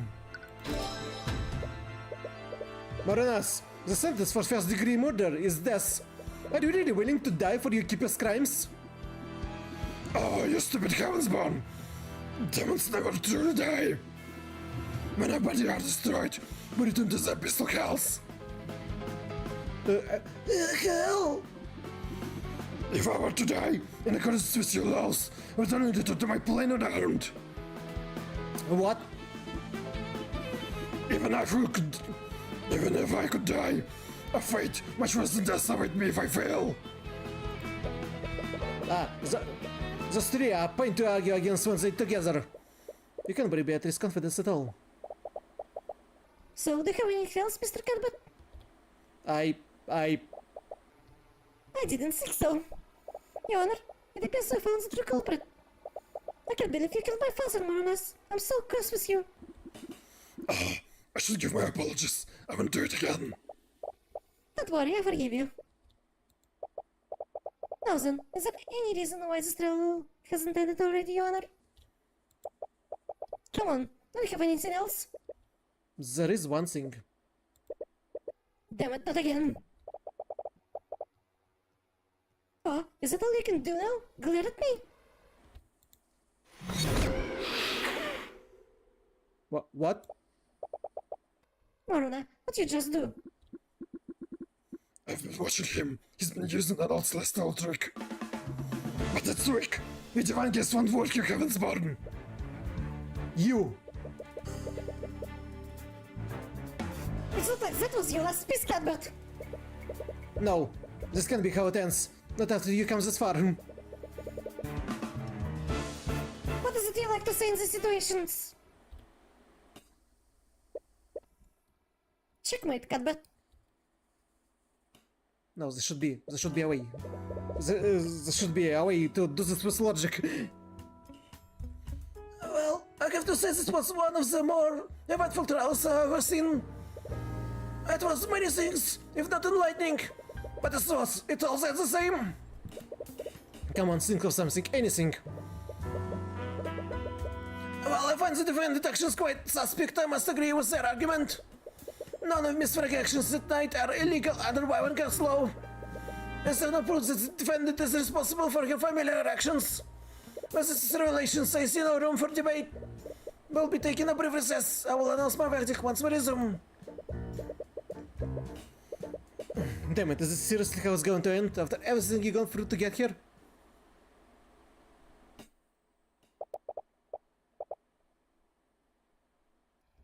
This world is bleak, merciless, and unforgiving. But I've seen you. I know how bright the light within you is. Use my eyes. Be beyond the divine gate, as I once did. Marinas called you a heavensborn, and your mother told you there are light within you. You have no idea what that means. What even is the divine gate? Why do you have the Eye of Horus? Why are you able to read people's minds? You've been so lost lately, but it's that you finally figured out who you're supposed to be. But all of this, everything you've been working towards, it was all a lie. You spent your whole life trying to be like Miss Timora. But is she even like her? No, she just wanted to raise you into a tool for a eye taker. She was never your guardian. She was never your mother. Your real mother died years ago. Was that right? Is everyone in your life? Is everyone in your life just trying to use you? Looking back on it, you had no idea what to do with yourself since your mother died. You just been making mistakes after mistake. You just been making mistake after mistake. Leaving Arenax, trusting Timora, becoming an attorney. You always just done as you told. You never once made a pass for yourself. But you saved Celeste, and Willis, and Drac again. All when no one else would stand up for them. Was helping them a mistake? You fought for a dream that exist. That doesn't mean that you can't make it real. Is that what you followed Timor? It's true that you followed Timora's lead, but you always done what you thought was right above anything else. You wouldn't have stood up to that criminal if you truly didn't know. You wouldn't have stood up to that criminal if you truly didn't know right from wrong. And you wouldn't be standing here if you just done as you were told. What do I do? I'm not going to tell you that. You already know the answer. You always know the answer. You take a deep breath and relax your thoughts. How do you prove that Beatrice thought it Monoras? Situations can seem hopeless sometimes, but there's always a way to win in the end. How do you prove that Beatrice thought it Monoras? I use the quiz life in Eugene? What?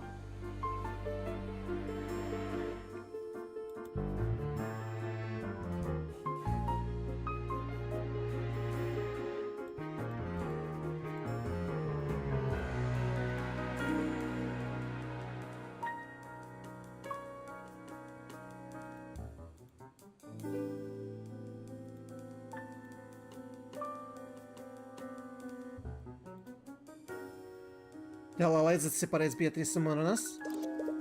No matter what you do, it won't mean anything unless you prove one fact. You need to prove that Beatrice ordered Monoras to kill her father. You would need something strong to prove that testimony wouldn't be enough.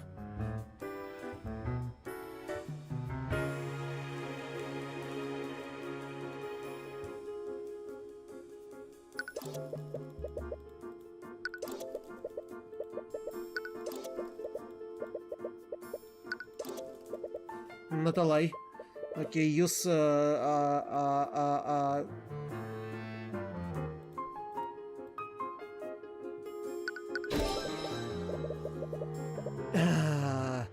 In order to convict Beatrice, you need to prove that she was responsible for Morona's actions. People leave trails. Even when the six committed the perfect crime, something always gets left behind.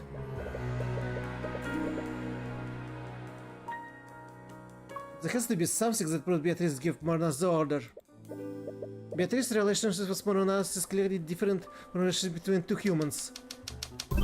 What is unique about Beatrice's relationship with Moronas? There are specific ways the relationship works. The connection is hidden or facilitated through a weapon? No. The connection is hidden by a weapon? Is committed by... Wait, facilitated by a pact? There are specific ways the relationship works, or the pact, as Moronas called it. Wasn't there something that someone said? But what was it? Who told you something about demonic pacts? It was Harrelson. Oh right, the sort of spell eating is said to have been forged using a pact between demon and a mage. Isn't making a pact with the demon just asking for trouble? They definitely betray you the first chance they got. Well, let's just say that demons often drafted blood contracts for this reason. Wait, do you mean like legally binding document? The concept is similar, but once you sign a blood contract, both you and the demon are magically compelled to fulfill its terms. That's right, Beatrice must have made a blood contract with him. A legally binding document that must describe how the relationship works. Well, if he did tell you, that Beatrice would never touch someone that she couldn't control. So she would only put herself in a situation where she had full control over Morona's actions. But it's not as they ever show it to me. It would have been a tall order to even prove that blood contracts even exist. I guess you have a point. But if you ask me, you've done a wonderful job so far. So just this once, let me guide you through the rest of the way. What? Tyrion, yes, don't actually read minds. They give you the means to reveal truths that are being concealed.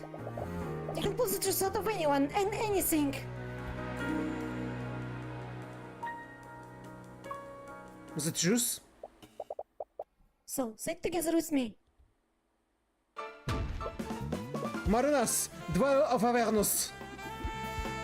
Wait, what are you doing?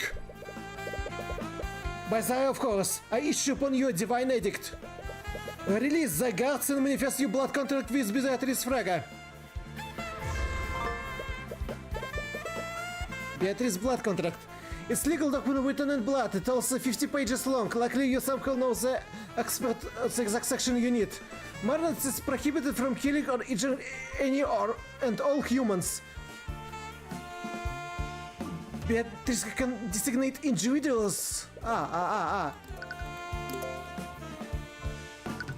misclicked it.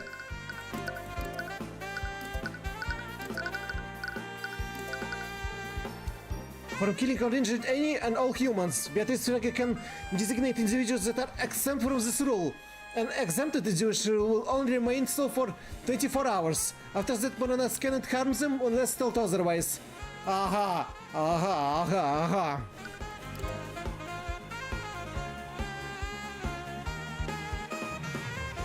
You did, but how? Was it really your... No, that's not important right now. She'll give you what you need. The rest is up to you. What in the nine hells was that? You went to Lonto. Mr. Cuthbert, what just happened? Your Honor, I just made the witness manifest the blood contract. You did what? Blood contract? You can think of it as a legally binding document. It lists the terms of the pact between Beatrice Fraga and her familiar. Incredible! What did you learn to do such a thing? The library? Oh, this is a dark hero who can access to such knowledge! Yeah, I'm not buying it. How did you really find out how to do that? It's a long story. You know, she should believe you even if you told her. Anyways, the defense argument is such.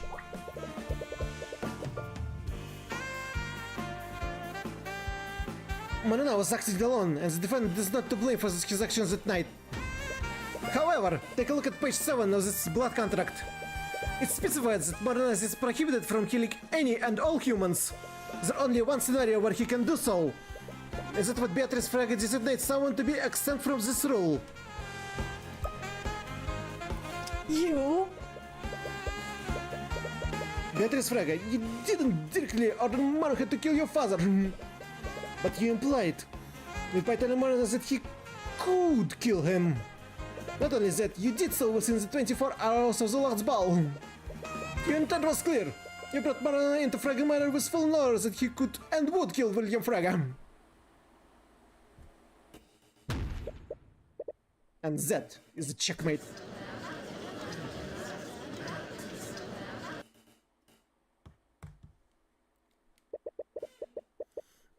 And just when I thought that surprises were over, but in the end we arrived at the truth. I suppose I can disagree with that. What do you have to say for yourself, Lady Fraga? Do not call me that. It's almost funny that you had United that much. Your entire plan depended on your claim to the Fraga estate. Do you have any idea what you just cost me? Everything has been ruined because of you. Why should I care? You're just another noble trying to steal power for yourself. Don't you dare lump me together with those tyrants! We wouldn't have just liberated House Fraga, would have liberated everyone! Miriam, Glyph, Arya, even Astar! Our system is broken. The only way we can fix it is by burning it down from the inside. As long as Kigolo sits on the throne, the suffering will only continue. Lady Fraga! As a prosecutor, I should warn you. You don't want to add treason to your list of crimes. Even though you'd like to see King ousted as much as she does. It doesn't matter.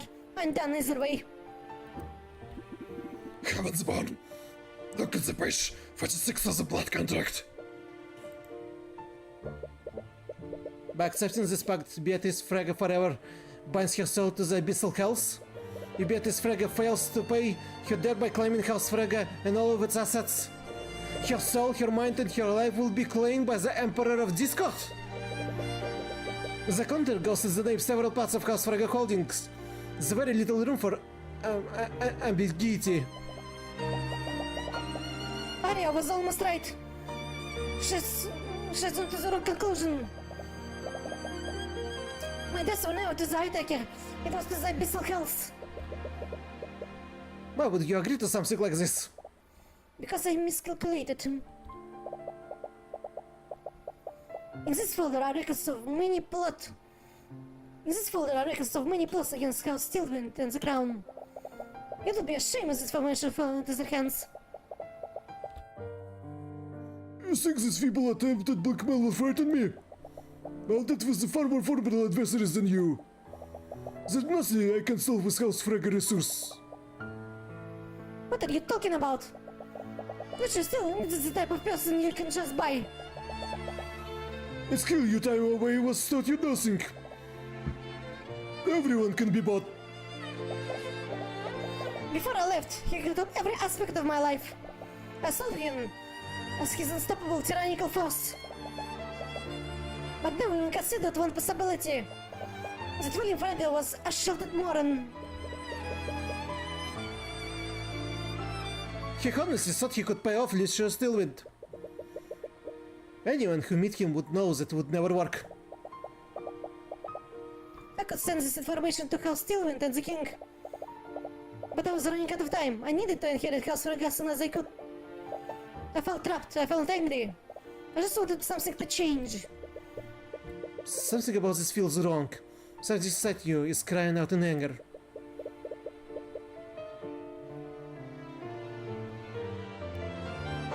A blood contract is still a legal contract, isn't it? What? If it's a contract, we can dispute it. If we can find some kind of loophole to get you out of it. What? Trying to redeem the enemy you just defeated? You really are heavensborn. I'm sorry, Mr. Cabot, but I won't accept your help. What? Why? We can at least try, right? Did you seriously come this far just so you could die? The dispute of blood contract is to bet your own soul. If you fail to render its null, your soul will be dragged to hell alongside yours. Even your divine blood won't save you from that fate. But still, I can just... You've beaten me, Mr. Cuthbert. I don't want to drag anyone else down with me anymore. Not you, not Leafy, not Miriam. Despite everything, I still have my dignity. I believe there's no further need to prolong this trial. Bailiff, please escort Lady Frigga and her family to a holding cell. I'll be passing my verdict shortly. Well, it...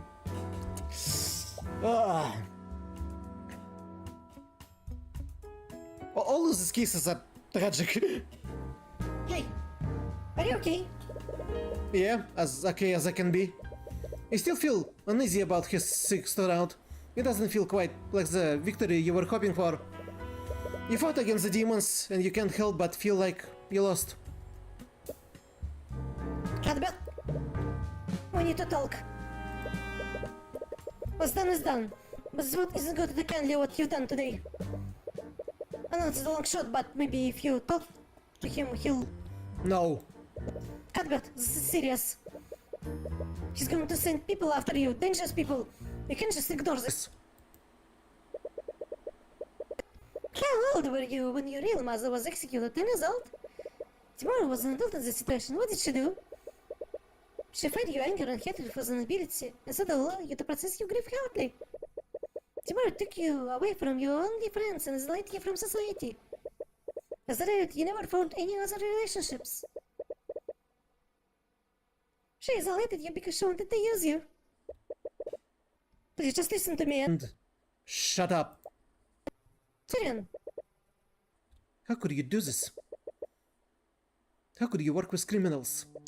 Cuthbert, Everything you told me, all those ideals about protecting the weak. It was all a lie. Everything Commander White said about you is true, isn't it? I'm just trying to... I don't want your help. As you yelled at her, you was echoed throughout the lobby. Several of the people nearby turned silent. I gave up everything for you, my childhood, my home, my happiness. I left it all behind to chase the ideals that you told me you were fighting for. But it was never real, was it? But maybe throw away everything, all for goddamn lie. All for the goddamn lie. But I'll make it real. And I'll do it without you. Tyrion, As she reached your hand out, you step away from her. You never cared about me, did you? You cared about using the Eye of Horus. That's not... Shut up! I don't want to hear any more of your damn lies! Go away, get the hell away from me! Me, I never want to see you again! Without a word, she walks away from you. Tyrion, She reached her hand to hold yours again, but she hesitates this time. you can't listen to successful ever love you. I'm sure you understand now. Timothy can only afford to pay her exuberant salary because of my father. You already burned that bridge, so what do you think the Crimson Demon will go when you can't afford your services anymore? This is because the lecturer of playing around with you for free. But you actually think that she enjoys spending time with you. Tyrion, we have to look at this lecture. We have to look at this lecture, Annie. Annie is the bottom of pressure she's given you. Has only been to keep you as an employer. No. What? I can't believe it. You actually won. Tyrion, Celeste, there's no way for you to avoid checkmate next turn. Just surrender. There, what about that? Checkmate. Damn it! You've been acting as well in Aranax. this have something to do with your mother? Please, just talk to me. I'm your friend, aren't I? Your hands are trembling. Why are you so scared right now? You feel Celeste called you trembling hand from behind you. It's the same sensation you felt back then. Honey loves you, read it. Thank you. Thank you, unfortunately, we're almost at the end. Hi, hello? Oh, do you able to see the Twitch stream? I'm not sure you do. But welcome. Welcome. Welcome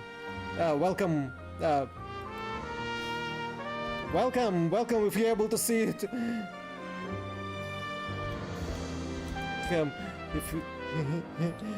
If you're able to see stream. Able to see stream.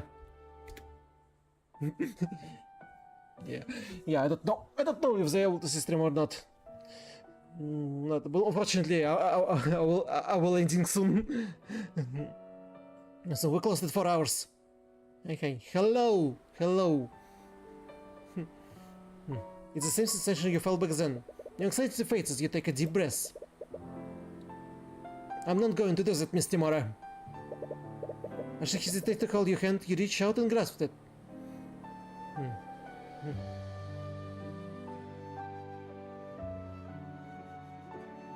It sadly doesn't show much for me on the screen. Maybe I have to reload.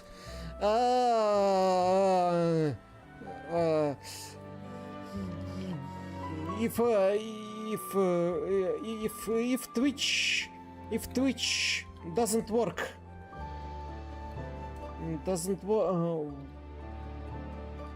if Twitch doesn't work, YouTube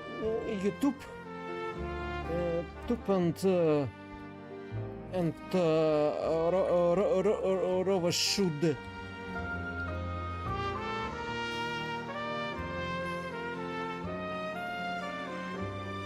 Does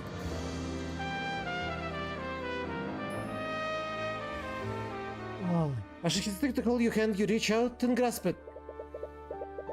She smiles as you take hold of it. She seems glad you didn't pull away this time. Without thinking, you pull her into a hug. Sorry, I just really need this right now. Should I stop? No, it just... People are staring at us. Who cares what they think? They're nobles. It's going to kiss no matter what we do. Oh, she's all blushing. You're still unsure what you're going to do next. But because you don't need to. Even if Timor's ideal was a lie.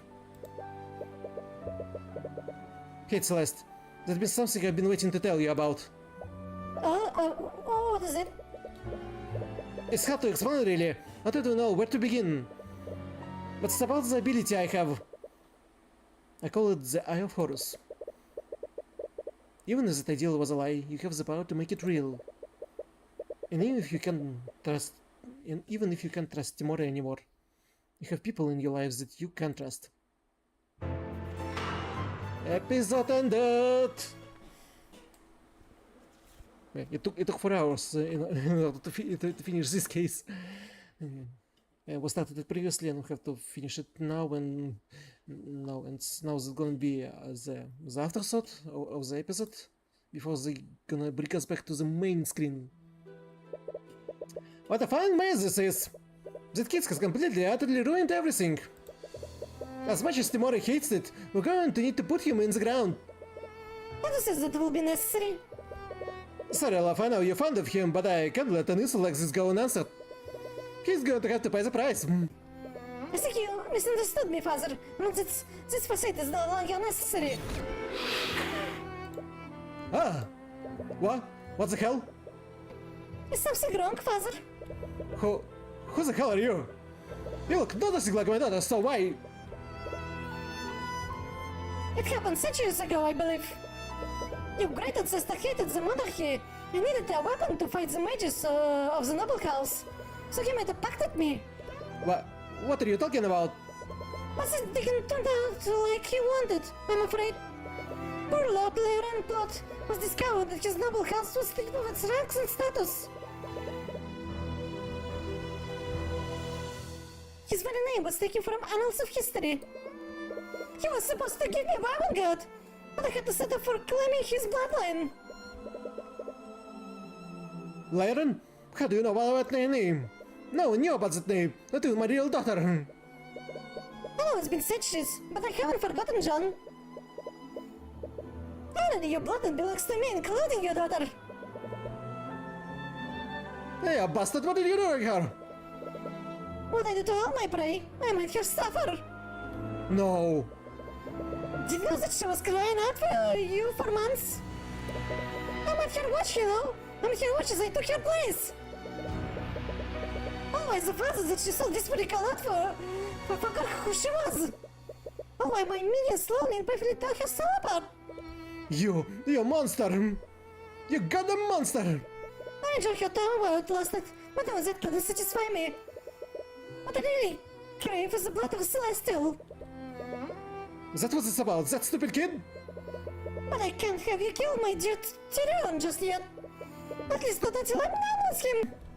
You goddamn demon, I'll kill you. This man is your enemy. Illegal is and always has been to exact revenge on him. What the hell are you talking about? You, I lost everything because of you. They keep me out of the Inquisition because of your false testimony. Well, what? Let go of me. You killed my entire family.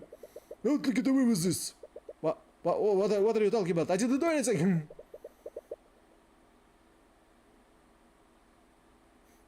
Hey, isn't it a noble who killed all his children?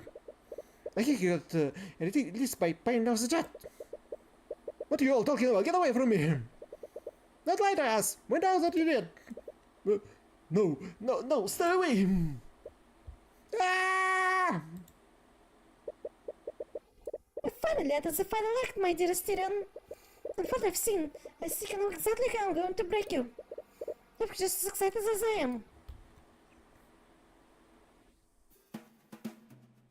And yeah, what are the... What are the 4 hours? 4 hours? 4 hours of streaming, so it's tiresome. I can continue like this. I have no stamina.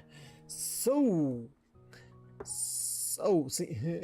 thank you for reading us. Unfortunately, if you don't think I'm sorry, I can't do anything about it. Twitch doesn't like multi-streaming, or even can prevents me from showing on Twitch on like half of the time.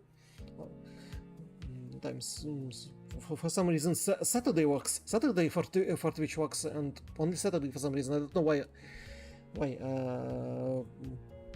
Unfortunately, I will end it for today. So thank you everyone who visited the stream, everyone who will watch this VOD. If you want this channel to live and grow, please support me here and on other social medias. Do jump platforms from YouTube to Twitch to Twitter to whatsoever. And thank you for watching, and I'll see you in the next videos and streams. Bye.